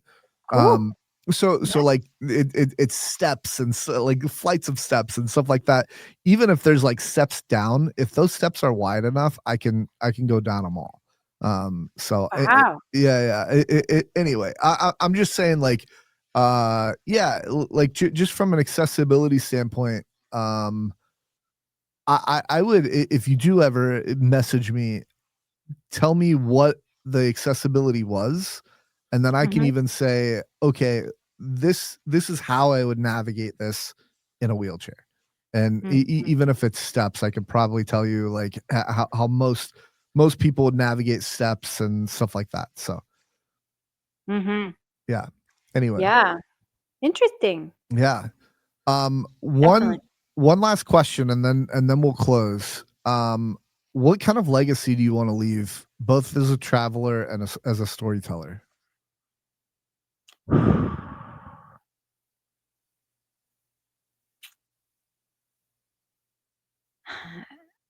We have to come back to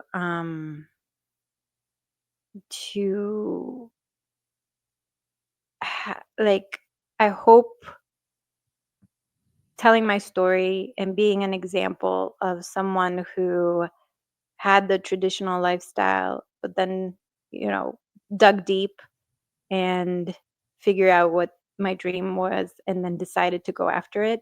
The Yeah. legacy is just, you are just like me. I'm not different than you. And you can also dig deep, figure out that passion, figure Yeah. out that purpose. I know purpose now has a different meaning, just like we Mm, talked about it. And then I just want to serve as like a normal person. yeah. And if I did it, you can do it too. Right. I love that. Well, thank you so much for coming on. The last closing question is, what's one thing you hope listeners take away from this conversation? You kind of maybe answered that with the legacy thing, didn't you? Yeah, I All think right. it's similar to that. Yeah, Oh, if they can be inspired, yeah. just to start first with asking themselves those questions, Yeah. and then see where that leads them, and then maybe taking some small steps. Yeah. Um, if it doesn't need to be so drastic as going to a different country, you Mhm. can just take a day trip, spend that time for yourself, give Yeah. yourself permission. Um, and that life that you have envisioned before and that you have stifled for whatever reasons, to be practical, to be responsible, to that's not what you should be doing at 39. Yeah. Um, all these judgments, all these fears. I hope by our conversation it just says like, yeah, maybe I can go towards my dreams. Yeah. That's awesome. Can you share where people can find you? Yeah, please come, send me a note on my website, SvetiRoo.com. I Can you think spell it? oh, okay. That I'll was put like it in the comments, but oh, okay, yeah. yeah. And there's usually, like, that would be easy, but also, yes, TSVETYROO.com. Yep. That's Sveti Roo, and then it's the same for Insta. So, yeah, Yep. please follow me on Insta. I love hearing people's stories. Just like my friends have shared how just our conversations from meeting each other, and Yeah. they've made those small changes towards traveling more or whatever their dream is. So Yeah. I love hearing that. Just melts my heart. Yeah. Well, thank you so much for coming on. I knew this was going to be among the 3 hour mark as far as the podcast goes, because I Crazy. am I am such a curious person when it comes to people, and your story is just so unique, and the values and lessons that people can learn from just hearing your story is pretty awesome, and Thank I you. certainly I learned have a a lot. question for you though. Oh, okay, okay. Go ahead. Oh, no, no. If you had to pick a country that you want to go to, which country would you go to? Great question. A couple countries that are on my to-do list. Oh, you're gonna do top three like me? Yeah, yeah. Okay. Well, I don't know that these are top three per se, but these are on my list of countries that I want to go to. I'm gonna combine these two countries, New Zealand, Australia. Yep.